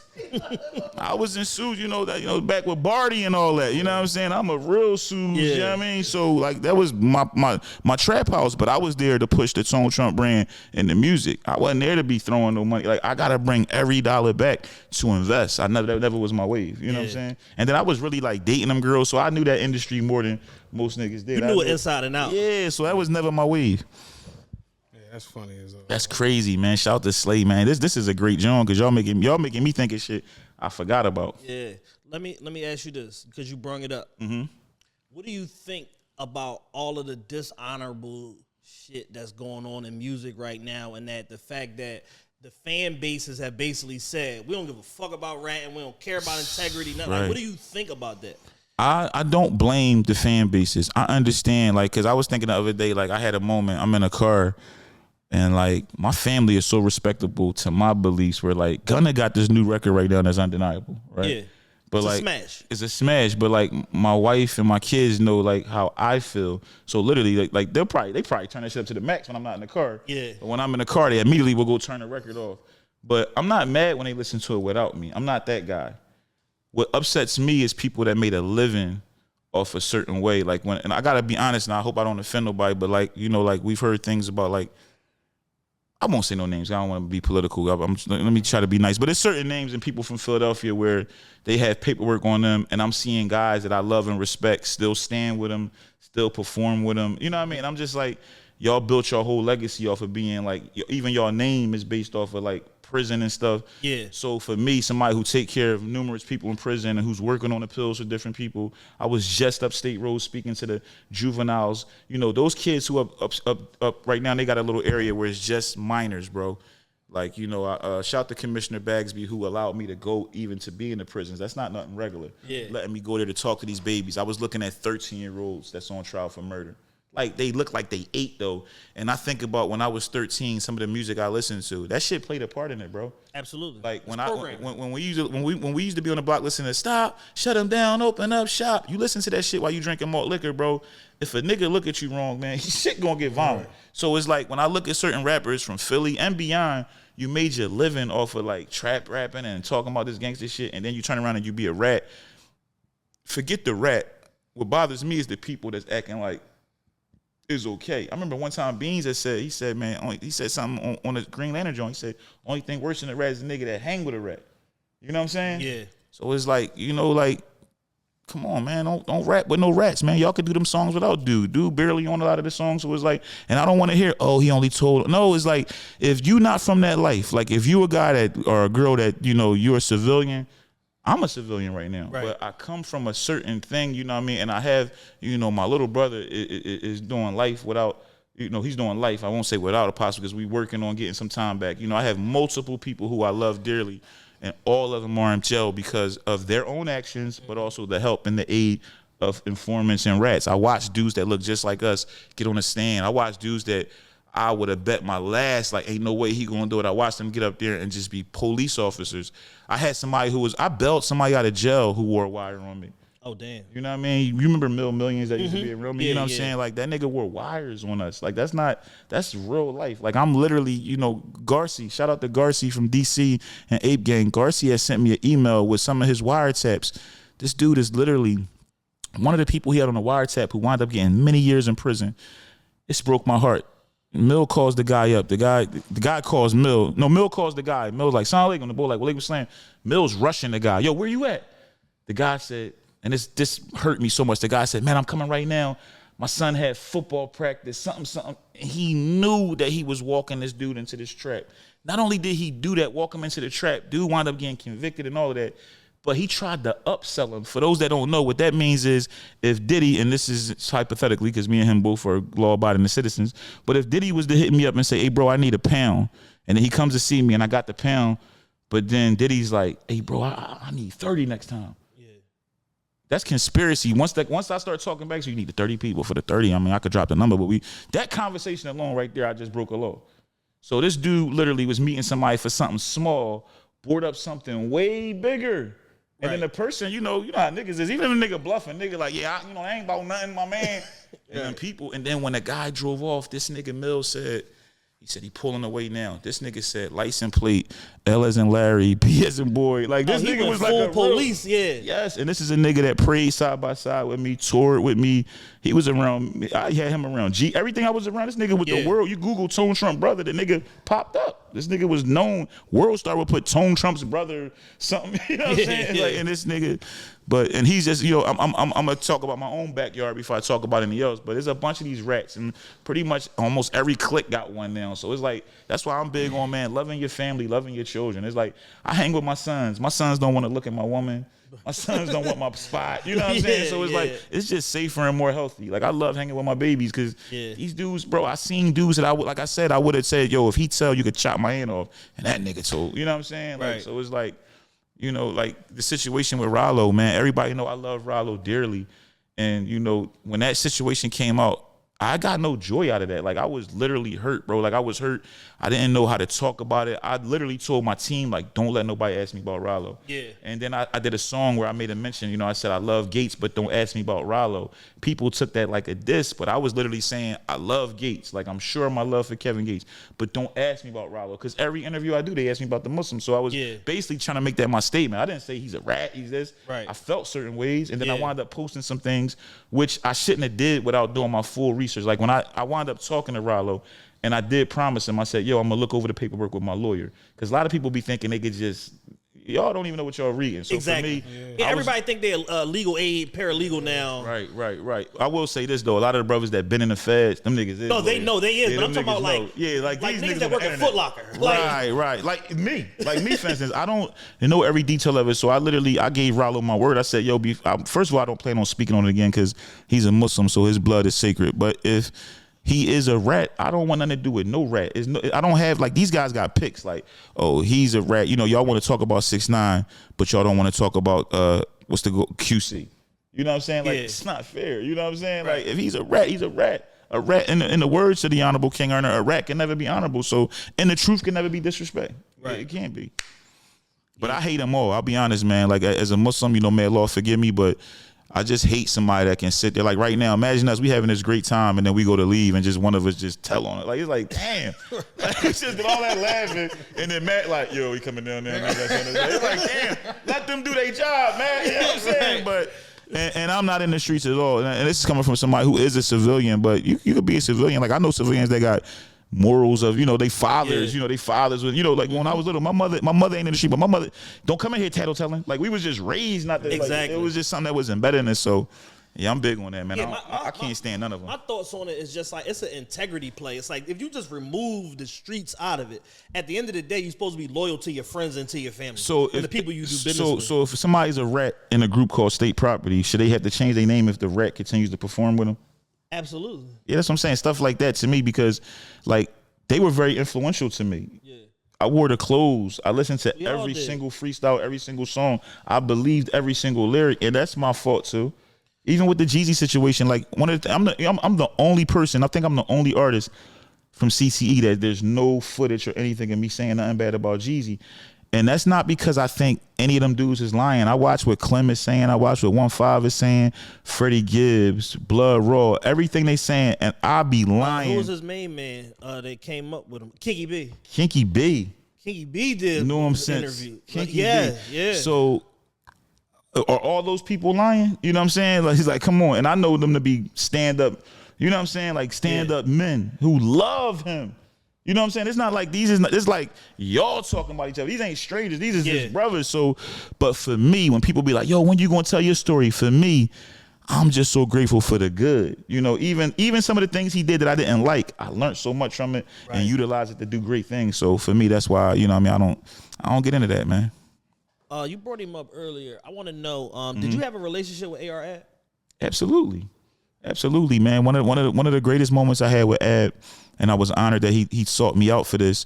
When he first went to go meet with Baby, he got me right on the phone. We spent hours on the phone, and I was giving Ab guidance on how to handle that. Yeah, because you've been around it. Yeah. He ain't listen, man. I told Ab, you know what I told Ab? Ab was like, yo, how I carry it, you know what I'm saying? And for one, let me preface this. I got a chance to know Abdul. I don't really feel like I got to know AR Ab, like the character and the rapper. I just posted about Ab like 10 minutes ago before I came in here, but he loved his people. He provided for his people. He protected his people. Absolutely. And he protected a lot of underdogs. Like, Ab really was, I've never seen nobody get the light. That's one thing I love about Easy the Block Captain, what he doing now. When you got the light, because when I had the light, I wanted to help my people, but I wasn't trying to just help niggas like all like that. You know what I mean? Ab was really like, you know, with his followers, if you came up to him and rapped, he'd put the camera on you. You know what I'm saying? And I love that. And we were talking about it, and I kept telling him, I gave him certain advice, and he wound up doing something else, and then it went how it went. But that's the cut of the law. But I pray for Ab every day. And one thing I respect about him is, like, even up to the trial and everything, like, he was who he said he was. You know, he talked all that honorable, and he not no rat. He went down with the shit. He went down with the shit, man. And I know that he was innocent. I know that, you know, a lot of that stuff is just, you know, they believe in a rat who's trying to say, you know, anytime if the informant is somebody in a rat with multiple murders, like, you know, so it's like, I just hate the whole situation. But one thing I will say is, you know, when you got a law on your side, you always got the advantage. So free Ab, free Mullahs, you know what I'm saying? Everybody, you know, that's, you know, free Kill King. All my brothers is locked up. Free Day Day. But he kept it, you know, and look at it, you know, he does the right thing and nobody talks about him. Right. If Ab would have told on somebody, the whole Philadelphia would have had him trending. He would have been on every little post, you know what I'm saying? They would have made him a punchline. They would have made him a punchline. But the bro stand tall, and, you know, I practice what I preach too. You know what I mean? I've reached out to his team, you know, and tried to be of an assistant in any way I could possible. I've wrote letters to the judge. I've sent, you know, money. You know, I've always try to in some way help out as much as I can. Yeah. If it's permissible, I want to kind of look back. You had a bunch of static, some beefs throughout your trajectory. Really? Did I? Yeah, you did. some more. Take my glasses off for this one. We're not gonna talk about. Talk about it, man. I'm here. Some more notable than others. Right. The Math Hoffa situation was a big one. Right. That was a situation that kind of kicked off due to your affiliation with Dot Mob and T-Rex and Mook and all of them, whatever. You kind of inherited they problem, so to speak. That's at least what I see from the outside looking in. Right. And when you see Math now and seeing like it looks like he's done a lot of personal development, made a lot of changes, is it still any unresolved tension there, or is it just like stay on your side of the street, I'll stay on mine? I really love him because I questions like this I really don't like to get into, and if I do, I like to be on my phone so I can make all the money off of it. But I love y'all platform. What I'll say is, how do I answer that? Yeah, I think it's kind of like, you know what I mean? Like, I ain't looking for him. Yeah. You know what I mean? Can y'all peacefully coexist? Like, if it's an industry event? Oh, yeah. I'm a businessman, man, and I'm a Muslim. You know, as a Muslim, I'm obligated to be, you know, we supposed to be the best of humanity. So I'm not about to go into, like, an event and bring no nigga shit. But, you know, like, I would probably just try to avoid, you know what I mean? Like, I don't want to ever just be fake and be like, no, I'm gonna be in there kicking it. Like, I don't have no beef. I don't feel like I have beef with nobody. I don't want to use my power, my resources, or my finances to harm or destroy any black man at this point in my life. But it's okay to not be friends with everybody either. You know Absolutely. what I'm saying? So it's like, I feel like when certain lines is crossed, it's like, as men, you know what I mean? Like, we just got to keep it how it is. But I'm not, like, I don't spend no time. Like, if it's not brought up, I don't think about it. You know what I'm saying? It was another chapter. It's never been, like I will one day kind of like maybe like, as I build what I'm about to do now in my podcast space and my YouTube space, I'm gonna definitely talk about that and other things. But that story, man, you know how crazy that got? And what I try to do is I try to morally do what we was raised to do in the streets. I try to, they asked me about it. Like, I could have did so many big interviews in this situation, and I was literally like, I ain't had no fight. I don't know what y'all talking about. There's no interview of me bragging about it. It's things that went down that night that I could have bragged about to defend myself. But for me, it was like, things happened that night. Now it's years later, but like, one thing people don't ever talk about is people always talk about, like, in that battle rap world, you remember everybody would always go at Mook about Mook getting pistol whipped that night. But nobody never thought about why did Homeboy had a pistol out. Right. You know what I mean? Because the rumor was, people said he slapped Tone Trump. He slapped Tone Trump and then went around the corner and pistol whipped murder Mook. Mook had to get staples in his head, blah, blah, blah. That was the mythology. Yeah. But my thing was, it made him out to be like super nigga. Super nigga. a lot of that was in that situation, in the battle rap world, you had, I won't lie, I didn't know a lot about battle rap at the time, but we do know Murder Mook is like the premier nigga. So for the battle rap space, he's the logo. So in the battle rap space, for him, the nigga you asked me about, he's get a chance to go at the king of his field. And then with me, like, even when he was battling T-Rex, I didn't understand battle rap back then because T-Rex had said something nice about me. I had Tone Trump and my boys from Philly. They give niggas dumb just for acting silly. Look, he a real hip-hop nigga. So long story short, and you know what's funny, bro? Wallahi Deen, I never seen that battle, but on Twitter it was blowing up. And it's how people are. At the time, that was the biggest battle. It was. Ever. It was like launch URL.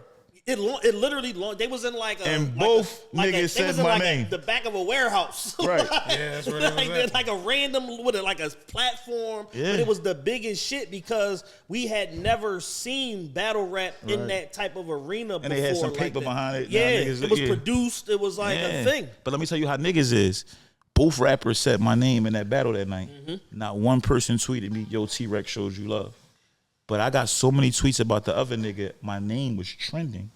So whenever I was asked about the nigga, I did, me, to benefit myself. I did a World Star video responding, and I said, basically, I don't really know dude. I do know this. I'm getting plenty money in New York. He'll never make $1 in Philadelphia off rap. I was right about that. Like, he didn't make $1 in Philadelphia. That's a fact. For many, many years, I was making a living in New York. I was living in New York. And he's, it is what it is. But even that night, I was headlining SOBs that night. Right. It's a great moment for me. I'm out there I'm leaving. Tone Trump and Friends. I remember. Sold out. Yeah, I got. Even when the whole shit break down, my right arm, I'm doing drops on my right arm. I got one of the most beautiful women in the world. Super duper famous on my arm, and the shit go up. And it happened, and I never talked about it. Like, I tried to keep it G. He turned it into like a promo run, did songs, as he should though. You know what I'm saying? Like, because I used to do this type of shit. But for me, it got so real, I really thought somebody was going to die. Yeah. So I was trying to make sure they didn't have no paper trail of videos. I was really like, yo, fuck all that. Like, it's on. Like, you know what I mean? But alhamdulillah, he doing what he doing. I'm doing what I'm doing. And like you said, like long as like if I'm out of sight, out of mind, I ain't tripping. Something like you alluded to, bro. Something that I respected about it is that you did what most niggas say they gonna do. You kept it in the streets. Most niggas claim they gonna keep it in the streets, but then they really throwing like these little flags up to where it's like, oh, something happened to me. This nigga did it. Like, I got all that vlogging and all that when it's beef, that shit is coded language for police come save me. Even let me say one thing about that night that I never told nobody that was one of the most flyest things that night. You know, certain things happen. I'm running, right? I'm haul assing. I go to turn a corner. True story. A cab door opened up. The lady about to get in the cab. I get in front of her. I jump in the cab. Boom, shut the door. I lay down. There's police chasing me too. Yeah. I lay down in the back of the cab. The dude like, I said, yo, shut the fuck. I got you. Go. The nigga just going. Niggas is going after the cab. Yeah. Not the cops, but you know what I mean? I'm like, these niggas want to kill me. I'm like, make it laugh. This nigga like, it's on the way. Like, Aki, like, make it anyway. Yeah. Nigga take me, I get this random, this random corner, I just jump out, I break him off, I run into this Dwayne Reed. I'm like, yo, what the fuck? Like, that shit was so crazy, but it's like, in my movie, y'all gonna see more about it, but how many that, like I could have died that night, man, and the law showed mercy. And even with that, like, there was something that was supposed to be so negative. One of the first meetings I had with CTE, they brought up how I handled that whole situation. Mm-hmm. So you never know who watching. Right. I could have been on all nut shit. You know what I mean? When I catch you, I'm going to kill you. I put up a picture of my face that same night saying I wasn't in no fight. I don't know what nobody talking about. Because niggas was dragging it. Yo, he got stomped. You know what I mean? So, alhamdulillah, man. I don't usually talk about that, but this bro, so I got. Can I ask you a question? Mm-hmm. You seem to be super into, like, your Islam. How do you handle that with the industry being, like, fake as fuck and, like, soulless to a certain extent? Well, what I'm doing now with my new movement now is I'm just basically trying to create my own industry. So I'm not in that industry no more. I mean, just going through it throughout the year. Well, I wasn't as close to my faith as I was now. Yeah, like the shit he asking about, I was Muslim, I was praying, I was like, I was like trying and striving. But, now it's like, like back then if I missed a prayer, it'd be like, all right, now if I miss a prayer now, it's kind of like devastating to me. Back then, if I missed a prayer, like, all right, I pray tomorrow. So, your faith is like your battery on your phone. Like at that time, my battery was on 10%. Right. And now, mashallah, I'm not perfect, but I have more of a conscious about things. Like some of these questions he asking, it's things I want to say in my head where now, because of my faith and what I represent on a larger scale, you self-edit. I gotta self-edit. You know what I'm saying? Not because I want to. Like when the cameras will go, I'll be like, man, that nigga's a bitch ass nigga. Like, you know what I mean? But on camera, like, for that 15-year-old Muslim who loves Tone Trump interviews, I gotta have a certain adab, which is mannerisms in Arabic and carry it a certain way, inshallah. I respect that. Thank you, bro. You had another issue with somebody who's actually a great friend of mine. A great friend of yours. A great friend of mine. Like I'm with him. I'm about to say we ain't no issues. Yeah.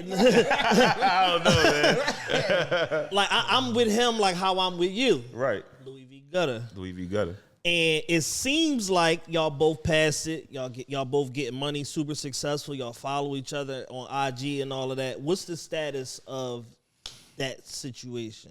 One thing that people never knew about that situation before it was any smoke, that was my little brother. Mm-hmm. You know what I'm saying? Like one day, niggas got pride, but one day I hope when he do an interview, maybe when he come do your show and you talk about him, before anybody knew who his name was. Yeah. You know what I mean? I knew him, when he was just trapping, trying to figure out rap, and I knew right away he had something special. Right. So even with our situation, the thing about it for me, I was more disappointed than anything. You know what I mean? Because unlike the other nigga you asked me about, with that nigga, it was like, all op shit. But with dude, it was like, damn, like I had, like that loft I told you about, like he used to come down there. Like, I said, niggas ain't know where I live. Like him and his man Saint, they was outside my loft at that gig. My niggas, yeah. Yeah, you know what I'm saying? Yeah. Like, before niggas had money. Mm-hmm. I had money before niggas had money, while niggas had money, and still got money. Right. Mashallah. But the space we in now is like, first of all, he Muslim too, so his blood and his name is sacred. And, stay tuned. You know what I'm saying? Like, I don't harbor no hate for him. I never really did. Yeah. I really, we might still gotta like, like go in a room and like maybe we rumble one time and then go get something to eat and then go to the studio. I don't know, but it's love there from my standpoint. Right. He know that, and I think it's love from him too.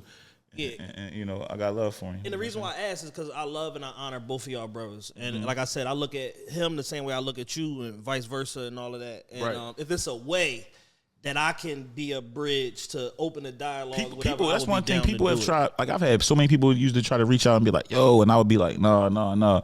But it's all the cut of a law. Like, when we finally did have any type of talking, it was us. It wasn't no, you know what I mean? Because even like, it's, you know, I've had people that, you know, love him to death that I still was, you know what I mean? Like, alright with, you know what I mean? I'm sure it's people on my side that he was alright with. And then there was a lot of shit, even the way our shit even went down, like, it really had nothing to do with me. Yeah. You know what I'm saying? But, you know, I'm always loyal, you know, even sometimes to a fault.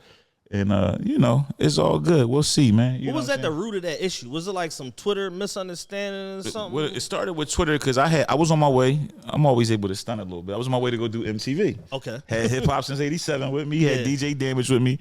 And one of the niggas I had with me, I posted him.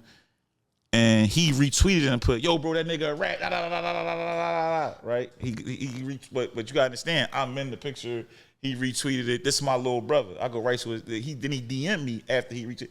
Yo, bro, I've been trying to call you, man. That nigga this. This is another thing. One of the reasons why I've been able to forgive Louis V too is that person who he had hit me about at that time. He's one of the people I would have said ain't no way in the world about that. Right. Now, I've never seen the paperwork, but I don't feel as comfortable to defend that person no more. So when Louis V's defense, maybe he has some truth to it. I don't know. Got it. And in Islam, the prophet say, when in doubt, leave it. So it's like, that's a person who I have no association with because it's too, I haven't seen it to be like he a rat, but I ain't seen enough to be like he ain't a rat. Right. But long story short, it started with that, and I stood by my friend at the time. Just like I told Gutta, I said, bro, if he called me and said the same thing about you, I would tell you the same thing I'm saying to him. Show me the paperwork and we go from there. He telling me all this other shit. Yo, Meek no, and all these other niggas know. All you gotta do is ask them. I'm like, man, fuck all that. I need to see. This a nigga who at the time I was getting a lot of paper with too. Yeah. Like a lot of real money we getting, you know, we moving around. So that's what was the root of it. And it was nut shit. And nut shit, if it started on nut shit, it's always nut shit. But exactly. We both bossed up, you know what I'm saying? You know, inshallah, you know, we found a way to do something. You know, we talked about it. Like, you know what I mean? I don't want to give it up too much on camera yet. But inshallah, stay tuned. That's good to hear, though. Yeah, definitely. And that'll be something good. I don't shout him out too much on my joint, though, right? shout out to Louis V. I'm joking. No, he's super talented. Like, I really want to see him.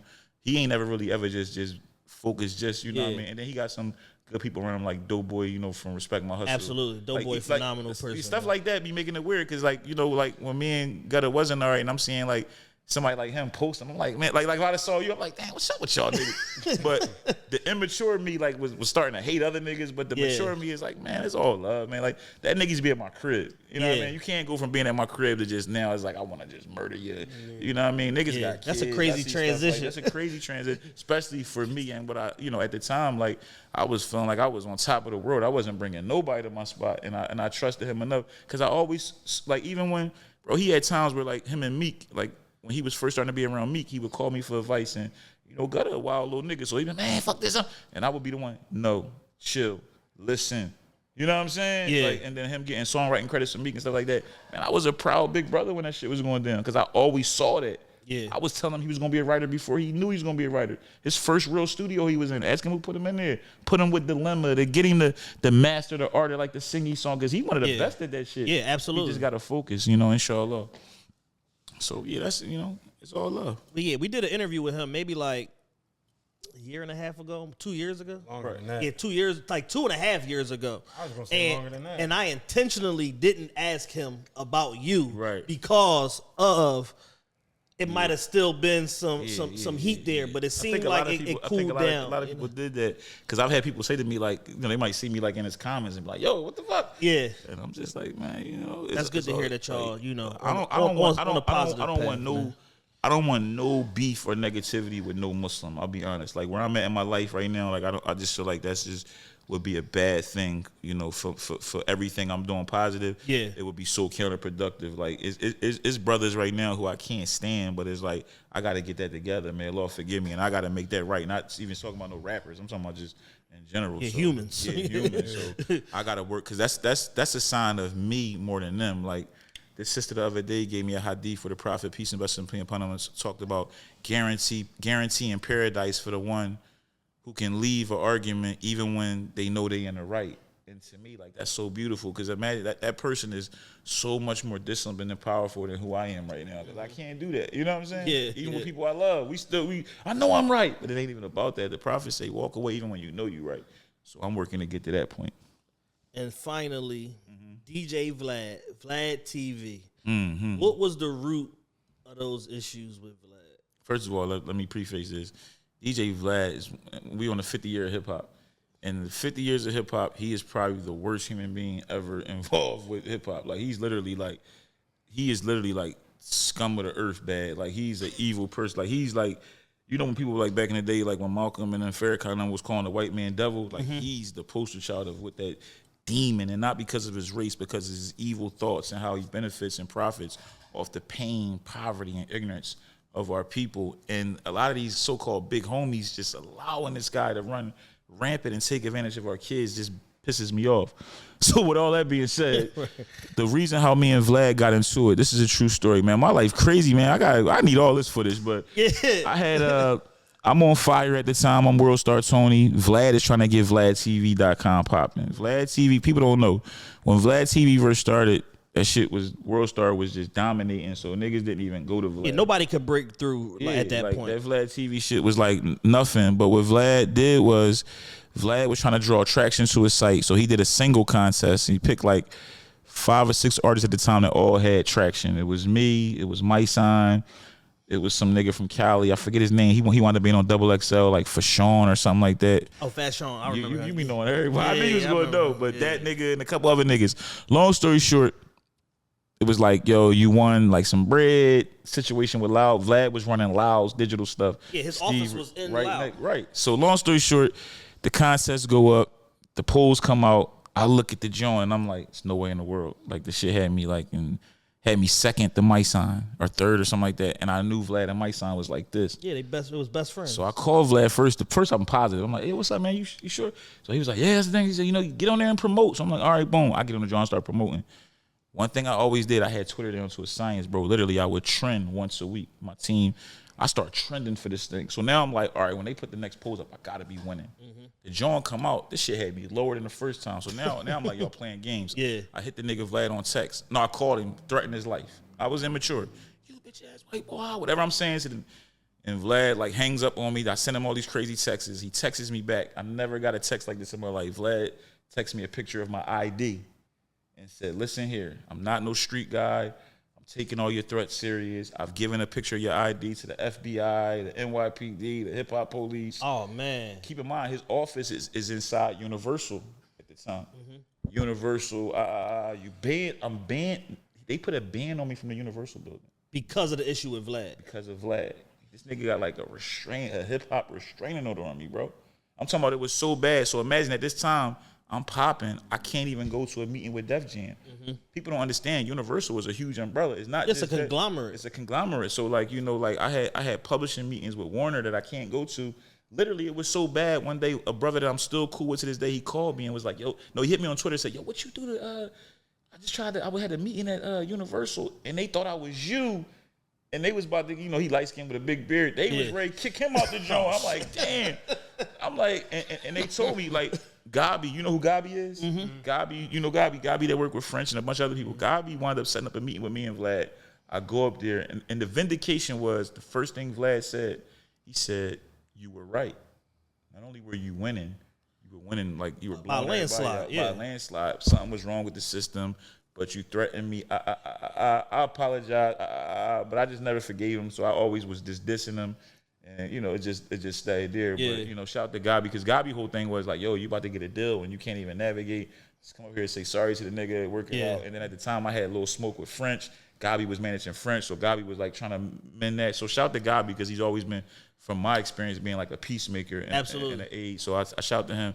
But DJ Vlad, like if somebody could say and may Allah forgive me, but if it was one person that I could like really like physically punish, like I'm very peaceful right now, but he's somebody that like if I catch him, bro, if I see him at the E, I'm stepping on him. Oh man! Like if I see that nigga at the, I don't look at positivity. Bring it out the way. I take it back.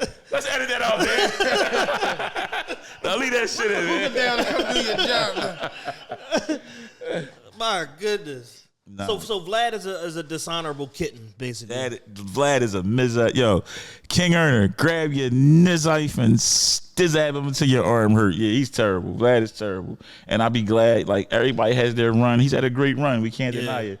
But I'll be so glad when he's out of here. Like, I just feel like it'll be a better time for just everybody. You know, this guy, he's just so just evil. Like, you know, somebody dies and he's like, I was just about to interview him. Like, who you think his mom cared that he was just about to interview? Like, shut up. He interviewed the one kid recently about the kid from San Antonio. He lived in Houston or whatever, about the home invasion shit. He got smoked in 2 days. 2 days. They dropped the interview on Tuesday, Thursday. It's a lot of those, though. And I think as adults in the industry, that's why I don't have a lot of respect for a lot of the so-called OGs, because I just feel like, who polices stuff like that? Yeah, they letting these young bucks crash out. out. Yeah, like who, like if I was in the position of some of those guys, like, we would be at Vlad office, like, hey, yo, check it out, like, no more of them Jones, bro. Like, don't ask no young boys about when they got shot. They don't know how to answer that yet. Like, stop it. Like, you know what I'm saying? Like, like why? And maybe some of them are doing it, but they need to do it better. You know what I'm saying? So we touched on what my favorite moment was from that you know, the super tone Trump era. Yeah. Was, you know, no nigga, this the super tone Trump era. If you think I was kicking their ass then, now, shit, you know, I just raised $1 million in Africa, right? Yeah, I know. Okay. You know, I raised another $1 million in Africa. Oh, all right, just making sure y'all know. I gotta get that on your camera. All right, just making sure. But going back to that era. You know, I took $10,000 to the mansion in Southwest. I ain't from Southwest. Go ahead. Next question. Go ahead. I'm sorry. Going back to that era, what led to the situation with Jeezy? How did you even get on Jeezy radar to where it turned into a CTE? Greatest hustler. I'm the greatest hustler alive. Like, when I went to a Jeezy show, Jeezy was at the TLA one night, and I'm coming back. You know how the back area where everybody go to the back. I'm going in the back area. And at the time, I didn't know who it was, but the tour bus right there, the nigga Carbon 15 got on the tour bus, like, yo, Tone Trump. I'm like, yo. He was like, yo, Jeezy want to know what it take to get a CTE neck on your chain. So, you know, at that time, I was... Chain on your neck. Chain on your neck. Yeah. And at the time, I was hearing so much shit. I'm feeling myself. I'm like, yeah, we a rap. And plus, I don't know who he is. I'm like, I'm going to holler, but I go in. I go backstage to the TLA, then about 20 minutes later, I'm back there with a bunch of niggas free, One Punch card. You know, he everywhere. Yeah. Shout out to One Punch. Yo, that nigga really everywhere. Like, Punch got the universal live nation pass. That nigga really was there. We was at the Kevin Hart show. We had a comedy show at Wells Fargo. And we on the floor, right? Me and my homies. You know, it's a comedy show at the Wells Fargo, so it's not like the club. One Punch came in, walked past us, stopped, came back, shook my head, was like, man, I love that you just everywhere and they ain't never there. I'm going to spin around, I'll come back, talk to you. I'm like, come back, talk to me, nigga, it's about the show. He said it like we was in a lounge. I'm like, we in an auditorium. Hey, listen, the Wells Fargo is a lounge to him. It's his lounge. Like, the nigga. One Punch crazy as shit, man. The earth really is his turf. Like, no, he's yo, bro, I used to kind of like bid and be like, yo, he full of shit. And then one day I had to like just give him his props. Like that nigga is literally everywhere. Yes. Yo, bro, so Snow Security come in, right? And then them niggas come in. All them niggas is 6'10", 6,000 pounds, and they come back on some brolic shit like, yo, everybody clear out. Jeezy not coming into the shit clear. And then I see the one boy go, like, pointing at me. And keep in mind, this backstage, this niggas free back, like niggas back there. Yeah. And then the nigga, they whisper something to the big nigga. The big nigga say, yo, everybody, come on, y'all gotta go. You stay. They tell me to stay. Oh, shit. Like, yo, they want you to stay. Jeezy want to talk to you, some shit. So I'm like, all right, fuck it. I'm like, all right, the nigga come in. So when Snow walk in, we make eye contact. He like, what up, nigga? I'm like, yo, what's up? He's like, yo, man, he said something to the effect of like, you ready, nigga? I'm like, so now I'm like, oh shit, like, yeah, nigga, I'm ready. On the bus one. Yeah, like, nigga on the bus one. Oh, that wasn't the driver. Yeah, I'm like, that wound up being the president of the label. Yeah. So the nigga was like, whatever, you know what I'm saying? So after the show, he like, yo, come see me after the show. And literally, like, we go on the tour bus, we buzzing. He like, yo, I'm going to Ohio next. What you doing? Nigga, we out, nigga. You know what I'm saying? Yeah. Like, we jumped in the Benz, we got back in the joint, and the rest is history. You know what I'm saying? It started like that, but it was my hard work. Like, I was doing my thing. Like, they was in New York. Afghan is playing on the radio in New York 5 times. You know what I'm saying? So, like, Afghan was already rocking, Flex, Slay, everybody. Yeah. I got bombs on the record before Jeezy did the verse. Now, that was the big one. More than that meeting, like, after I come back, you know how it is. Once again, I've been through so much. I'm like, we'll see what it is. They called me one night, nigga, like, yo, hurry up, send Afghan. Snow about to do his verse. Yeah, I called a nigga that made the beat. I sent it over. He sent that bitch back in an hour. Oh, man. The rest was his. I never forget, bro.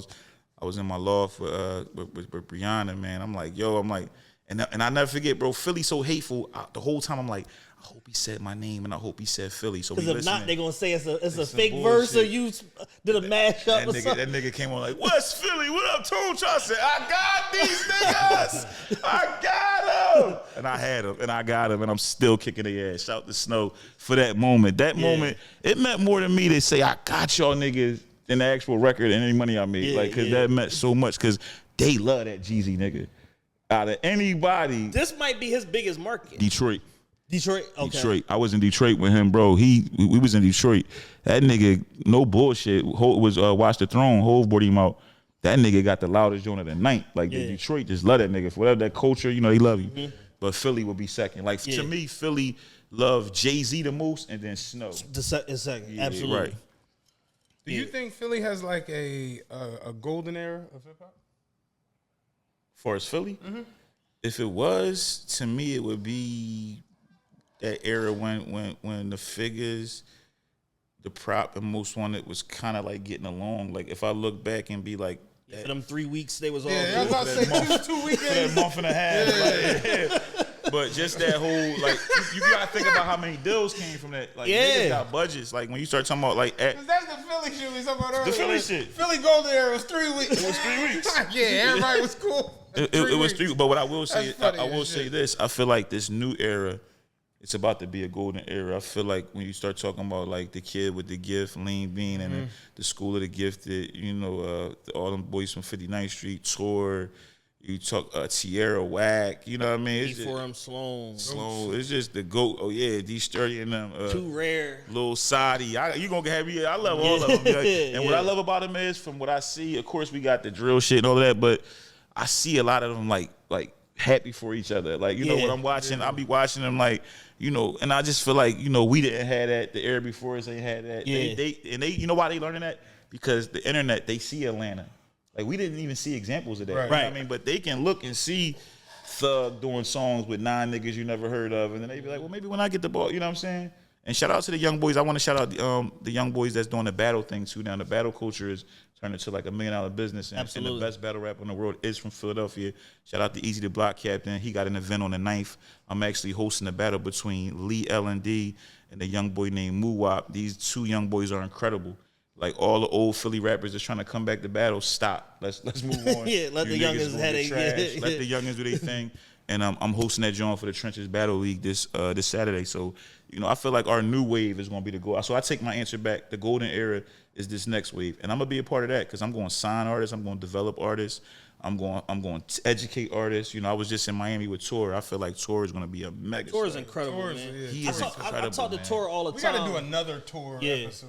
I talk to Tor all the time. Y'all should go talk to him in Miami. He got a whole different glow. He got a whole different pop about that. I talk to Tor all the time, man. And even before he did his deal with Dope Records and all of that, I was like, bro, I was like, you the gifted. I was like, you familiar with Wale and that whole concept of like you the chosen one, bro. Like, ever since fucking After Midnight Days, 2014, we used to have Tor in the joint with us. He was 15, 16. And me and Dan did our showcase night on Thursdays, and Tor would come and bomb it every week. He was clearly the best rapper, but other niggas would beat him in preparation, or they bring in 60 people to make it look like they won and stuff like that. But he was always the best rapper, and then it's like, yo, he found his footing in it, and now, you know, in his mid-20s, man, I don't think he could be faded. He's amazing. His album is all that. His album is incredible. Like, it's a real polished industry put together album. I just was in Miami, right? And Tor, you know, I was at Circle House Studio. I'm in that joint with Neo, Mario, K. Smith. Tor is in that joint, carrying himself, talking, looking, and representing West Philadelphia like a true man and a true superstar. Absolutely. Like the way he's carrying himself, the way he's speaking, the way he's dressed. He got the whole shit down, and he making better music than all you niggas. So I'm proud of him. And he told me something that made me feel really good. He said, yo, man, he said, aside from Meek, you was the first person that, you know, people knew that gave me any kind of love. And I take pride in that because I hate when people, like, wait. You know what I mean? Like, don't wait until it's cool to say somebody is the shit. Right, you know what I'm saying? Like, it's people right now. Like, y'all, you familiar with Sadi 4? Yeah. Incredible. Like, you know what I'm saying? But let Lil Baby stand next to him, and then the whole city go, oh, you know what I'm saying? So it's like, I don't wait for Lil Baby to stand. Like Lean Bean is incredible. Like she's beyond incredible. Like, but if she was to go do a record with Mary J or somebody like that, they would switch up like that. Don't wait, man. If we support them now, they can turn into. You dig what I'm saying? Like even right now with Tour, I feel like it should still be more love. You know what I mean? But we know the politics, but he gonna get it inshallah. Yeah, like even looking at Taurus, like he's probably at like 3, 4, 5 million streams right now on his album and stuff like that. And I'm like, nah, it should be way, like you said, it should be way more. It should be. It's coming though. It's coming out. I seen him put up a clip from the TLA, and I look at things differently. The first thing I noticed was the whole front row was white kids, and I said, yes. You know what I'm saying? So shout out to Tour, World Tour, West Philly. Go get his album. What's his name? All I Want Is Everything. All I Wanted Was Everything. All I Wanted Was Everything. Go get that right now. And shout out to the brothers that signed them for having a platform. And shout out to them, man. Little bro out in Miami, man, eating that Prime 112 and staying far, far away from you turkey burgers. Shout out to Tour. Somebody else that's real prominent in rap that was at CTE when you was there was Freddie Gibbs. Yeah. He's, been critically acclaimed, Grammy nominated, all of this, doing acting, having a lot of success. Incredible. Did you recognize his talent and know how dope he was when you was over there in that mix? Yes. Nigga, like imagine, right? I'll be honest, when I first got over there, I really didn't know a lot about him. You know what I mean? I learned quick, nigga, working on that album. We did a whole album together. So it's like him, like imagine like Grammy nominated, critically acclaimed, and I'm a nigga that's like playing around with this shit. You know what I mean? Yeah. So, they put the beat on, and I never forget, like this once, like we did Real Niggas, I go first. So you don't know what nobody else is gonna do. So I'm in there, Circle House, back in Circle House. I do my verse. I'm in there, I'm just like, I got a song with Jeezy. That nigga Freddie Gibbs went in that song. Kick my ass so bad, like on every sense of the word. But it made me want this shit more. Yeah. I feel like him and Jeezy, they was real instrumental on me. Like, cause I was seeing niggas that I was like, these niggas want to be great. Like these niggas, like, you know what I'm saying? Like Gibbs is like a real rapper. Like, fuck all that. Like a lot of niggas, like a lot of niggas is just hustling, trying to figure out. Like I'm one of them. I had more aspirations to be a mogul. Like I like Birdman more than I like Wayne. Mm-hmm. I like Dame more than I like the, you know what I mean, Cam or whoever. Like I always wanted to be like the CEO nigga. Right. You know what I'm saying? But that nigga Freddie Gibbs is incredible, bro. Like I've seen him. I've seen like bro. If people could have heard the El Mundo was supposed to be, which is Spanish for it's the world. We had did a whole album together. That was incredible, bro. I got 15 songs with Jeezy. Yeah. I got 15 songs with Freddie Gibbs, and J Dub and Boo Rosaney and everybody, and I was kicking ass on that project. I knew if that joint, like, I ain't gonna front, like Gibbs was going crazy on that joint, but I felt like just because of how much I wanted and how I was competing, I felt like I was the best on that album, and Gibbs and Jeezy included. And maybe I'm wrong, but I really feel that way. And I think they two are the greatest ever. Yeah. But yes, I saw it. He was incredible. Like he's incredible. He's however good people think he is, he better as a rapper. Yeah. You know what I mean? Shout to Gibbs, Gangsta Gibbs. So why didn't that album ever come out? And why? Because the whole shit fell apart. It was like you left, Gibbs started a whole 5-year campaign. Every time he did anything, fuck Jeezy. Like every time he got on the mic, it was fuck Jeezy. Subway commercial, fuck Jeezy. Everything. They made peace though. Yeah. So shout out to Gibbs, and because I'm gonna be honest, like it was deeper than rap for me. You know what I'm saying? Like we was, I was going to Jeezy's son birthday parties. And, right. You know what I mean? Like so I won't answer that question tonight because I'm working on so many things, and if I tell it, I can't sell it. Gotcha. But coming soon, I'm gonna really get into detail about that, or what happened and how, because it's hard to do it without dissing people and so forth. So I gotta put a lot of, I gotta put thought and prayer into it. But CT for life, man. Shout to Gibbs, shout to Snow, shout to J Dub, shout to 1-5, Clem, Boo, everybody that's scrap loc, niggas that don't rap. The whole Macon showed me love. Like they, you know what I mean? I was a dude. I came around with all red on about a bunch of Crips, and they, Philly nigga, a bunch of country niggas, yeah. And they always embraced me and showed me love, and I'm gonna answer that like that. It's the world. I respect that. Believe that. Most people don't know this. Mm-hmm. It's a 3-part freestyle video on some little ass YouTube channel that don't have a lot of traction, don't got a lot of views, but it's a 3-part freestyle with you and Meek. It's on a channel called Mr. West TV for anybody that want to go see it. Shout out to B West, man. That was B West shit. Did y'all two ever do any music together over the years? Mm-hmm. And what's the status of y'all relationship, if there is one? I love him. You know what I'm saying? I'm one of the biggest supporters and proponents of Meek Mills you'll ever meet. You know what I mean? It's always been good with us. When I first signed with Jeezy, one of the first things I thought about, because when I did my press run, I'm doing BET, MTV, and at the time, Ross and Jeezy had the little bullshit going on, and I was making sure it was clear. Even Jeezy, shout out to Jeezy. Jeezy was like, yo, what's up with you and Meek? I was like, we cool. I could have lied right there. Like, that would have been a good time to be like, man, fuck that nigga. Yeah. I'm like, yo, we Picked cool. up some dust. And in Snow defense, Snow could have been like, fuck that nigga. Snow was like, keep it that way. Like, he liked Meek the whole time. Yeah. You know what I mean? Even with like, you know what I'm saying? Even like, I was there when the shit happened with him and Ross.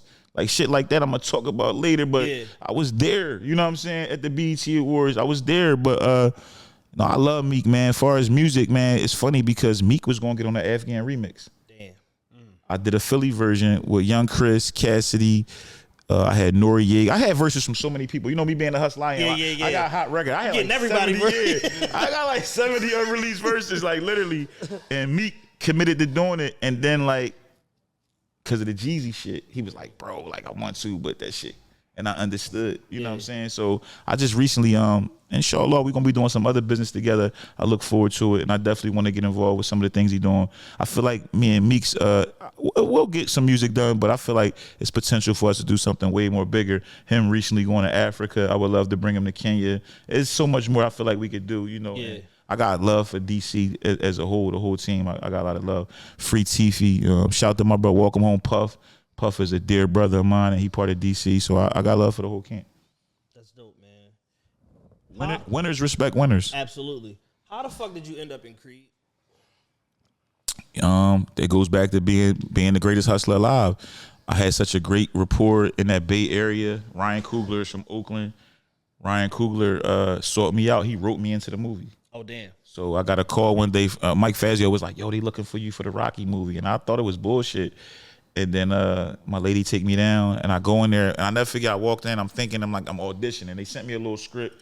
I'm studying this nut-ass script all night, me and my girl in the crib, like, she playing, like, the Michael B. Jordan nigga, like, so I got this shit down. I'm nervous as shit. And then I walk in, and they got, like, this board, like a vision board, and they already got my picture up there. Oh, damn. So I see, like, you win. Imagine, I see the Cosby wife, mom. I see Andre Ward. Remember, I don't know nothing about this shit. It's not like this was Creed 1. So I'm like, oh shit. So I remember I called my baby. I'm like, yo, I think I'm already on this joint. She like, man, hang up your phone, pay attention. And like, don't fuck up. I'm like, all right, I hang up the phone. The nigga Ryan Coogler come out. Keep in mind, he not no nigga that's on the internet. He come out looking kind of like regular. I don't even know it's him. So he like, what up? I'm like, what's up, nigga? He was like, yeah, man, he's explaining the shit. So now I'm figuring out he's Ryan Coogler. I'm like, okay. So he was like, man, I was just hoping you would do it. Now I'm like, oh shit, I got this shit. They ain't make me read no lines or nothing. And man, that was just a great moment in my life, man. Opened up so many doors, and I'm forever grateful to Ryan. Ryan Coogler is a different type of human being, bro. Like, think about it. This nigga made the Black Panther movie and don't got no social media. I mean, how much more low? Like, imagine if I did the Black Panther movie. You niggas would be trying to get me killed. Like, every suck the bus would have had me ride by. Like, I'd had a billboard like this. Like, yeah, nigga, Black Panther, $1 billion, nigga. $2 billion. Right, $2 billion. And he never carried it like that. And I wanna reintroduce how you said that. You said, how did I get in Creed? I like when people ever bring up Creed, I like to say, you know, you mean the movie I portrayed myself in, right? Absolutely. Oscar nominated. As yourself. As myself. Oscar nominated, Golden Globe winning, close to $200 million at the box office, and my scene is, you know, arguably the best scene in the movie. What's up, Baby Creed? Baby Creed. And keep in mind, I changed the whole script. Like, we did like 3 takes, and then I pulled Ryan to the side. I was like, hey, bro, like, I wouldn't really say none of this shit. Like, cause I wound up saying VIP pass next to your pop, which was the key line that made him punch me. The real line that they wrote was me saying something about like Rocky being white. And I'm like, being from Philly, we don't really get into the like, because if he really was with Rocky from South Philly, I would have respected Rocky. I wouldn't have. So he like, damn, Red. Even something else I did in Creed, the cheesesteak scene, being at Max's was Tone Trump. They was going to do like Geno's or some shit, and I hated on that. Like, I'm like, nah, that ain't One it. thing they didn't let me do, I tried to change Tessa. They made Tessa Thompson, the girl is girl. She was supposed to be from North Philly to join. I was like, yo, she don't look like no North Philly girl. Make her from Uptown. Like, I was really behind the scenes on this joint. Like, she need a Crown Vic. Yeah, like, they trying to make her from North. I'm like, no. But man, I love Michael B. Jordan, man. Somebody sent me some footage. I'm gonna post it later. It was like somebody snuck and filmed me and Mike on set talking. I never seen this footage. Yeah. And he pulled me to the side after like 5 takes and was like, yo, bro, on the scene, you trying to look too cool on the punch scene. He like, I get it. I've been getting knocked out the whole movie. He's like, bro, we got to sell this shit. So he literally was showing me to make that shit. Because, you know, he like throwing the punch. And I'm like, bitch ass nigga. Like, I'm trying to look cool and shit. He like, nah, nigga, you getting knocked out. But I love that boy, man. Shout out to Michael B. That's phenomenal, man. Has there ever been a situation in you dealing in all this different entertainment industry stuff where somebody tried to get you to compromise your beliefs for a bag? Yes, they did, and it was tough. Like I had got a call, and this was at a time where I wasn't doing that well financially, and I really feel like this was a test from God. I get a call to be a part of a Netflix series, and they telling me everything. I'm all excited. Emmy Award winning series. I'm turned. I'm like, we back. I'm telling my babe, it's on. And then when I get into the script, it was some stuff not involving me, but it was some homosexuality stuff. And my thing with it was disrespecting my faith. And this was like right before Ramadan. And I just didn't want my kids to be able to Google no shit like that. And I had to turn that situation down. So ain't nobody never try to like be freaky or nothing like that. Yeah. But they definitely, I feel like they know who to try with that. Like the guys y'all see walking through them doors, them people already knew that they was them guys that would walk through them doors. Like when they know you fair law, when they know you was raised by a real black woman or a real black man, they kind of know like, nah, he ain't one of them ones. That's why they handpick those guys. So yeah.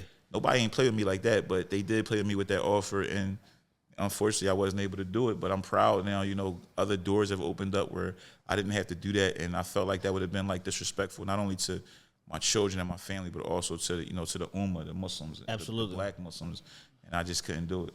Speaking of Muslims, I saw a video on your page with you and Kevin Gates. Yes, sir. And Gates is somebody I hold in a super high esteem for a lot of different reasons. I like how he carry himself. I like how front-facing he is with his religion, how he treat his family, his children, the fact that he named his albums at this. I love everything about the guy. Yes, sir. In this video, he was giving you your flowers and a lot of praise and just talking about how you was a trendsetter and inspiring him. How did y'all two get together? First of all, I love that, brother. I love him for the sake of Allah and my own personal reasons. He's an amazing human being, and he does so many great things that nobody will ever know. And that's the Muslim way. He doesn't brag about it. You know, even, you know, how we got together was, you know, he was a fan, you know, coming up. When he was coming up, I was on fire. You know what I'm saying? You know, he told me about times when he was like, you know, in group homes and, you know, watching them DVDs and seeing me on 54th Street talking shit and all that, and you know what it did to inspire him. And now all these years later, he inspires me. Yeah. Even to the point where, like, you know, I went through some mental health issues, and you know, he opened up his home to me. Oh wow. You know what I'm saying? People don't do that. You know what I'm saying? Like, and you know, that nigga don't live in a regular house. The cutter of Allah. You know, he Muslim, I'm Muslim, so it's just like, you know what I mean? We knowing a lot of the same people and different things, just the travels. And you know, but people ask me that all the time, and I really don't remember like the first time I met him, like where we was at and shit like that. Ain't that crazy that you'll have somebody you just don't know where they, And plus, at the time, me and him probably both was getting so high. You know what I'm saying? At the time, you know, we both living sober lifestyles now as praying Muslims, but at the time, you know, we was, you know, in such a state of koof in this music industry and drinking syrup and all that shit. So I don't remember how we met, but alhamdulillah, you know, we brothers. So it's like, we locked in for life and beyond, inshallah. Like, he's executive producing my new project. Dope. And he's just been just a beautiful, like the things you heard him saying about me on that post, he's been saying that shit to me for years. Yeah, and he made the distinction of saying, I'm not saying this because the camera is here. He's like, hate them cameras, man. Yeah, he's like, I'm not saying this because this here. I tell you this all the time anyway, but because the camera is here, let the people know. He does. Like, he's an uncle to my sons. My son Aleem loves him. Like, you know, he FaceTime with Gates and he'll be performing for him and shit.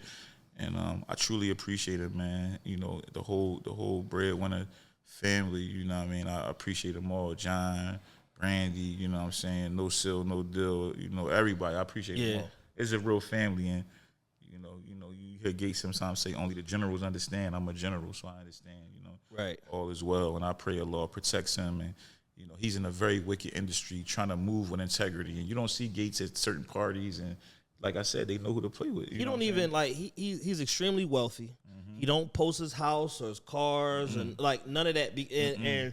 And even it's even kind of like absent from his music. And what people love, as far as like the opulence and all of that, but what people love about him is his authentic self. And these street stories that, to me, he's more specific than anybody. Like he can't be he can't be guessing or piecing stuff together. It's too specific. It was like when we first was hearing Jeezy, we was like, this nigga gotta be real. Gotta be. Yeah, I agree. And then now with Jeezy, even though all his people kind of turned on him and got so much to say about him, nobody's saying he didn't do what he said. There's not one human walking this earth that's saying he didn't do what he said he did. Even people that talk, like I've had private conversations with Snow. That shit, you know, not to get him in trouble. Right. Nigga, you know what I mean? Yeah, he wasn't no fake ass rapping nigga. Yeah. Shout out to Jeezy, but they don't make him like Gates. Like Gates, CeeLo, and K Slay. Them other people y'all ask me about really can't even be in. For me, can't be in them conversations. But like, far as just being men, like I've watched them niggas be fathers and leaders and men and good to their people. You'll never hear like those stories you hearing about bro, like about Snow. You're not gonna hear nobody. CeeLo been in the game how long? You don't hear his team. 30 years. Right. You know what I mean? Gates been in the game long enough. You will be hearing that. I've been out here for 20 years. Like I'm from like even people say he not from there. You never heard nobody from 54th Street talk bad about me. It's not no clip of that. That would have went viral. Like this somebody from his block. Nobody from my block ever said that. Yeah. You know what I'm saying? And they won't. You know what I'm saying? So you gotta carry it how you carry it.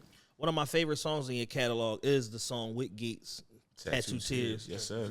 That's an amazing record. How did y'all how did y'all come together in doing that song? Was it just a joint where it's like Gates like, yo, I did a song for you, open your email? We got that one probably wasn't like that, but we got a lot like that. Like we got a lot of music together. Yeah. I got some shit in the chamber. Like I could just press a button and just light shit up like that. But on that particular record, man, that was during like COVID, and it just we did it first to a whole nother beat and everything. But this me being who I am, I wanted my producer to do the beat. Got you. So, we did the record over. I wanted Ali the Greatest. At the time, Ali the Greatest was, supplying me with beats. He coming all the way from New York to record me at my condo and, driving. And he from like Mount Vernon, New York. So he coming from way away. Yeah, way up. Just to record me and stuff. So I felt like, I'm like, damn, this record gonna be big for me. I'm like, damn, some people have just been like, man, you got the Gates feature, just go. I'm like, nah. I'm like, bro, I need you to do this joint over. And he did it with and even when it came to time to clear it, one day I was like, yo, I need you to, he said, what? That shit cleared, man. He cleared that joint, mashallah. So I love bro, man. Like I said, it ain't nothing nobody could tell me about. Right. Bro. Like if he hates you, I hate you. I remember AR Ab telling the story about when he first met Gates or whatever, and they was kicking and stuff, and he was like, they wanted to do a record, and Gates was like, just take it, that's yours. He was like, well, what about the, he's like, it's yours. Like, that's yours. He's like, it ain't my song featuring you. It's your song to do whatever you want. Like I believe him, man. And he carry it like that. There's so many other people with that same story. Yeah. You said he's executively producing your next project. What is the next project? It's called Still Striving. So basically, I took a break from music. I went through some mental health issues, and now I want to use my platform to, my resurgence. Part of it is to show people that's going through mental health issues, like you could pray or you could stress, but you can't do both. And about striving, for me, like no matter what we going through, no matter how rich, no matter how poor, you got to keep striving. So we're still striving. I wanted to, show my lifestyle because I'm eating better than ever. I'm living better than ever. My wife is immaculately beautiful. Like I'm living a great life, bro. Like I'm eating charred octopus. I'm eating king crab. I'm talking about like every night. You know what I mean? Like Benihana is McDonald's for us now, and we grateful, and we want to show that with everything, with the clothes, with the music, with the merch, with the. I just opened up a restaurant. Yeah. We ain't even get to that. We didn't even get. Yeah, that's. You know what I mean? Shout out to Union Steaks, man. But I'm just grateful. So with the Still Striving project, it's for me to show the guy who couldn't rap in the beginning. I feel like I make better music than everybody, and I great relationships. Working with great artists. I got Jay Stone. I wanted to do a West Coast record. So I went and got Jay Stone from All Money In. I got him on a project. That's my brother. He Muslim too. A lot of people don't know that. I got I got Muna Duke. To get the young boy. My kids love all the youngins. So I went and got the next star from O Block on my project. I got Muna on there. I got who else? I got Young Mo, who's about to be out of this world. He's from Virginia. I guarantee if I talk to y'all in a year, y'all gonna be like, that's the dude you. So Young Mo. CeeLo, I got CeeLo producing and on the album. I got him rapping on the album. I got him singing on the album, you know, and I got him producing on the album. And of course, I got Capo, Jim Jones. I got a bunch of people. We working, man. Freeway on the album. I was about to ask you about Capo. That's somebody that he been in your corner for a minute. Like he unapologetically like love and support Tone Trump. Talk to me about your relationship and how y'all now doing business together, because I seen you rolled out that you with Vamp Life and all of that now. Yep. Well, I did a partnership with him, and I did that. One of the reasons I did it was, for one, you know, you don't want to use. You can use somebody, but you don't want to misuse them. You know what I mean? Say it all the time. Capo is an elite hustler. I mean, he's a part of Dipset. I mean, it don't get too much. He's an icon. He's an icon. Don't get no much. And for me personally, as a fan, like I always loved what Jim did. You know what I mean? Like his whole path is similar to mine. Like, you know, from being a troublemaker to being an executive to, you know, not being a good rapper. To, you know, he's the most improved rapper. Jim had the 9 trays up in Warner Brothers with their feet on the desk. Like Jim really like Free one Melly, of them. free Melly, free the Billies. Jim, he did it in a way that we respected, from the aggression to the style to the improvement in the sonically. And I love him as a brother. I just was with him. We just did Newark, New Jersey a couple days ago. 24 Hours of Peace concert. Shout out to Dice Peso, Zeke, and the whole Vamp Life.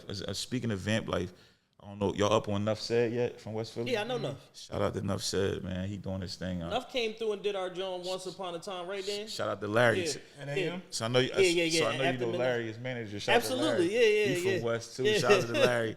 The best manager / hype man in the culture, but I'm really rooting for them, and they doing something with Vamp Life too. So I don't want to be a sucker and not shout them out. Yeah. Nuff went viral. Nuff is such a phenomenal rapper. That nigga went viral like 7 times with the same video. Yeah. Like people just was like, "Yo, did y'all see this?" He like, "Yo, I'm viral again, yo." Yeah, he deserved it. He's a phenomenal MC. West Philly too. West Philly, big West Side.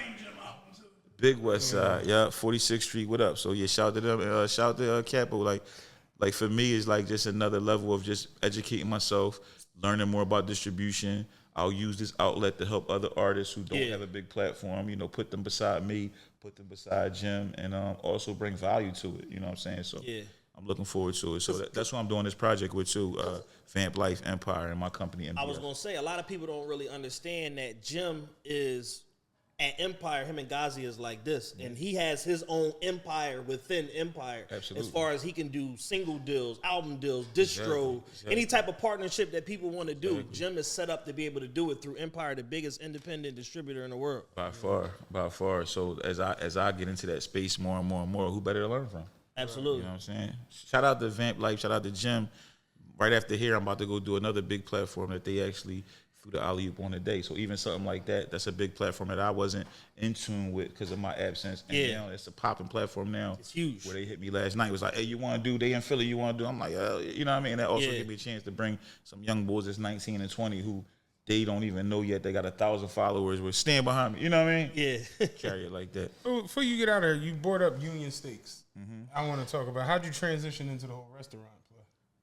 Just being the greatest hustler alive, being in a real estate space, you know, having the opportunity to partner up on a massive building, and you know, our goal is to create safe spaces for young Black and brown, you know, Muslims and non-Muslim children all over the world, and that's what we're doing with Union Steaks, 1733 West 3rd Street, Chester, Pennsylvania, right by the stadium of our home, Philadelphia Union. I was just over there. Which is a crazy, brilliant play on the name. You did that. Thank you. Shout out. And the Union is and shout out. You know, it's like the Philadelphia Union, not just the soccer team, but actual electric union, all that shit. That's the whole. Absolutely. Yeah. You think I don't know? Shout out to my sister Cheryl Parker, the next mayor of Philadelphia. I'm in tune, baby. Yeah. I'm around, and I'm looking at Chester. Like I feel like Chester is upcoming. I feel like, you know, in 20, 30 years, Chester is going to look like, you know, a very big, bright, beautiful city of, you know, from casinos to, you got to understand, if you got a city where they have invested into a prison, a casino,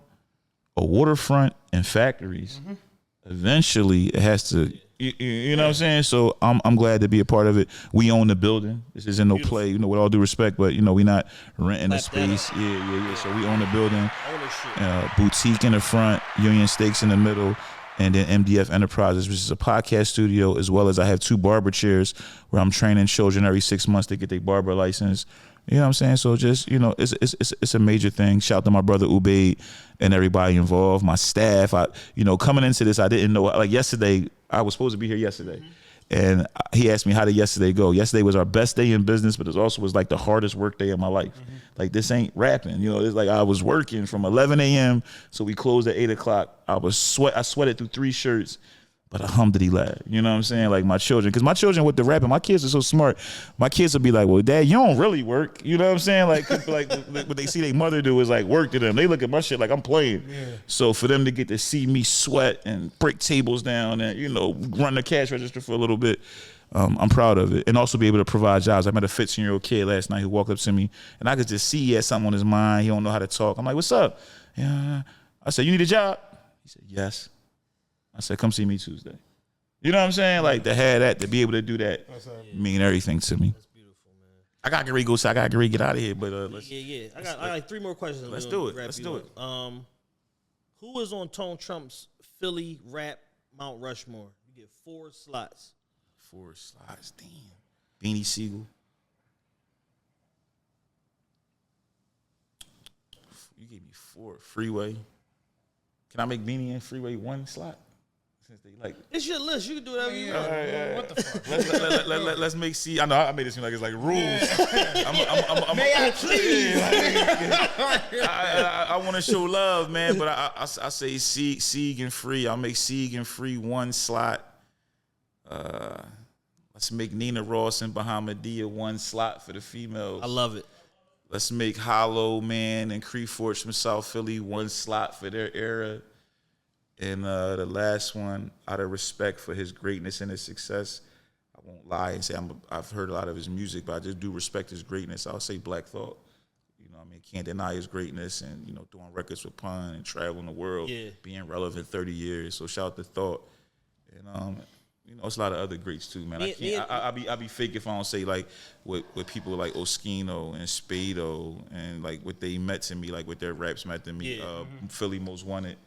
You know what I'm saying? Like, so many Sandman from Logan. Like, Sandman. There's so many people that I you know, like, I just, you know what I'm saying? was a big-ass Sandman. Can on! Yeah, can on. When that motherfucking mixtapes was coming, he was cooking the Re-Up Gang mixtape. You got it for cheap. Yeah. I remember, man. I remember seeing Sand when he first got his Interscope deal, man. He had got these big-ass diamond earrings like the Nelly Jones, and he was on tour off the streets. I was a young boy. I was like, yo, I want them earrings.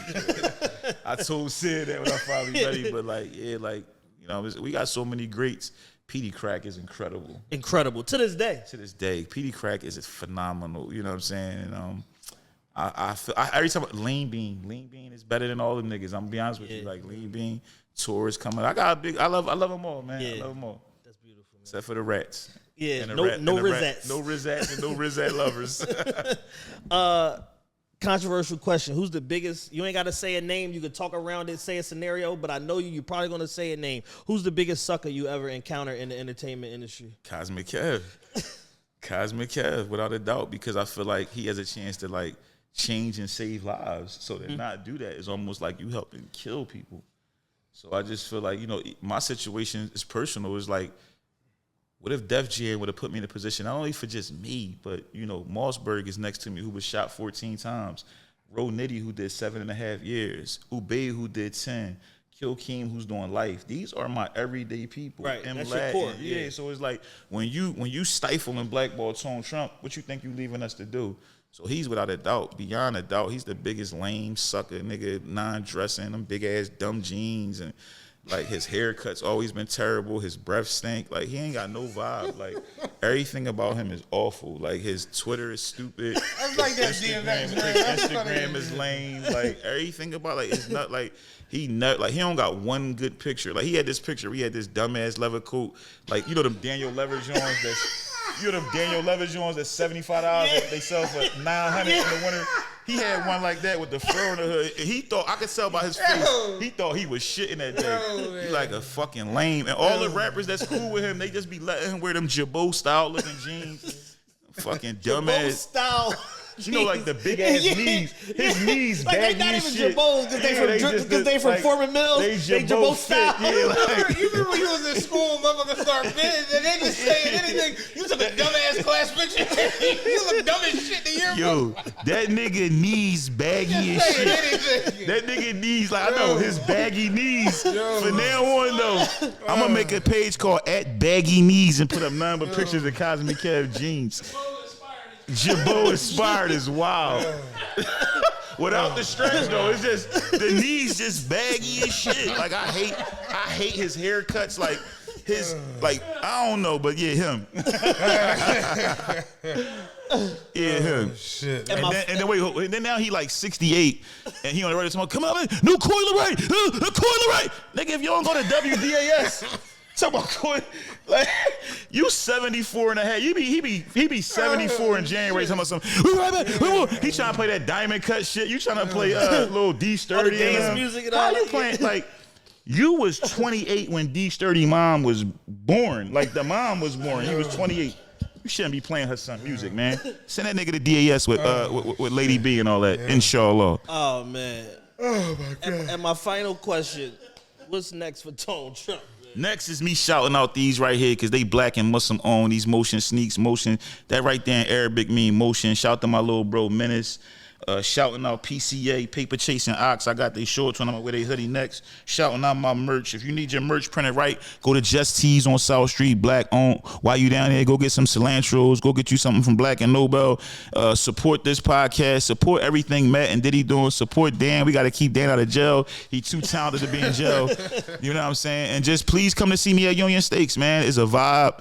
We are hiring. If you watching this and you down on your luck, I'm going to be the first person. I'm going to turn cashiers into the owners, inshallah. I'm building this as a franchise. There will be a Union Steak in every city, inshallah. And you want to win, man. If your face clean and your name clean, man, come see me at 1733 West 3rd Street, Chester, PA. And no pedophiles, no rats, no deadbeats. Other than that, you know, we can figure some things out. If you're coming home from jail, we definitely want to work with you. We're going to be teaching Arabic classes at my building. We're going to be teaching firearm safety and training. The head of my security, brother Malik, will be there teaching, you know, men, women, and children how to properly disarm and hold firearms. And, you know, right now we got to learn this stuff. And so many things. I got a children's book coming out with urban tunes, you know, about my son, Abdul Jalil, called Baby Top Ock. We getting into the short film space. We just doing everything, bro. And, you know, still striving, coming soon. Documentary album, my other documentary, Market Street, the Mecca, my journey from being on 52nd Street, thinking I'm gonna be the biggest weed dealer in the world, to being the Mecca, crying at the Kaaba. You know what I'm saying? So it's like, I'm just excited. You know, I got so much more. I'm forgetting 100 things, but just know I'm kicking y'all ass. I've been kicking y'all ass. He was asking me about shit. Think about this. He was asking me about shit from 2009. It's 2023, and I'm here at this big platform, going to another big platform, then going to my big ass house, all by the permission of Allah, with my beautiful, beautiful woman. Like, you niggas could never. You see, some of they girl. Never mind. Go ahead. Yeah, you're right. You see who they live with. You wonder why some of these niggas so angry. It's like, if I live next to her, I'll probably be a hater too. I'll probably be making fake. Like, one thing for sure. Doing good, all right, let me stop. All right, Matt. Thanks, man. Thanks, man. Don't let him stop. You know that's what I got you here for. No, say what you gotta say. No, Matt. You was doing so well, man, at the end of that. Management gonna love Matt. I like Matt. Shout out to Matt. But no, he right. Matt is right. And that's, you know, we have something in Islam. We say the reminder benefits to believer. Let me stay positive. Shout to everybody that doing their thing. I pray Allah blesses this platform. What I love about this platform is it's Philadelphia based, but it's global minded. I knew coming here, like when he reached out to me, this was one of the ones I was excited about because I know it's going to look good. I know how the clips go. I know how I'm going to turn y'all clips into money for me. I'm going to sell books. I'm going to sell music. I'm going to sell things from these clips. And I go into that thing strategically from what I wore today. These sneaks don't even match with my outfit, but I wanted to get them on that camera. You dig what I'm saying? You definitely set that up. Yeah, everything is intentional with me, man. You know what I'm saying? And that's right. That's right. I want my check, Dan. Send a check. Yeah, Dan, shut the fuck up. Send a check to MDF Enterprises. I was gonna wait for you to leave. All right, that Philly-based global minded shit. That was the one. Brilliant. That was the one. Yeah. Global. Trump, I love you. Man, I love you more, man. This one mean a lot to me. This was a classic. Let's go viral. Man, trust the law, but tie your camel. You know these niggas from Philly. I ain't got security. I got my bag. You see, I ain't let that bag. Matt was looking like a goon when I first walked in. He like Bach though. Like he got that look just like his twin. Just like his twin. Beautiful brother, man. I wish y'all nothing but success. I thank y'all for having me, man. Dan, make me look as good as I think I look on this joint. You hear me, man? Shout and listen. One thing I want to say, man. Be good. Dan didn't go to sleep the whole episode. So. Stayed up the whole episode. West Philly in the building. Yeah. And I love Philadelphia. Don't ever get it twisted. Even when I'm talking my talk, even the bad stuff from this town, it prepared me so much. When I'm in Wajir, Kenya, in a third world country, and it's hard, and I'm fasting, and everybody else is feeling like giving up, I think about surviving days when me and my mother, you know, down the bottom, when she living on 42nd Street, and her figuring out every time we never went to bed without something to eat. I think about different things in Philly when I'm in a big meeting. I think about Cosmic Kev blackballing me, and they make me speak up louder when I'm in the Vibe office or Billboard office. I think about these things. I think about my first radio interview with Lady B, and her telling me, man, you can talk so good, and giving me that confidence, like, I can talk good. That all comes from Philadelphia. Everything I learned in Salisbury, even, you know, being light-skinned and going to James, you had to know how to fight, bro. I was going to school with 46th Street Projects, and I was a pretty nigga with white fucking Reeboks on. Them the Sam and them little niggas ain't like that shit, man. You know what I'm saying? I gotta fight. But those fights prepared me for the Math Hoffa shit, for all them other goofy niggas you asked about. Like, all of that prepared me for it. And this city blessed me with Islam. You know, my uncle, you know, being in the Nation of Islam and then becoming Sunni Muslim, man. It's all started. I don't even live in Philadelphia no more, but I love this town. I still feed every Sunday down Kensington. I never made $1 in Kensington. Yeah. I've invested more in resources and money. I gave the whole Kensington brand new Ethicas, brand new eye socks. That's thousands and spending thousands of dollars. My relationship with shout to Sunshine Market and all these things for Philadelphia. When we stood next to Cheryl Parker, the Muslim, she was in second place. She won. Yeah. Gotta give it. Shout out to Cheryl Parker. You know what I mean? So, and that's for Philadelphia. Like I said, I could easily be like, man, fuck that town. I could never do that because everything I'm doing is from the permission of Allah and from what I learned in this motherfucking hard, miserable, mean, dangerous, beautiful city. You know what I'm saying? That's real. Philadelphia, like that, West Side. Love y'all. Let's win. Let's win.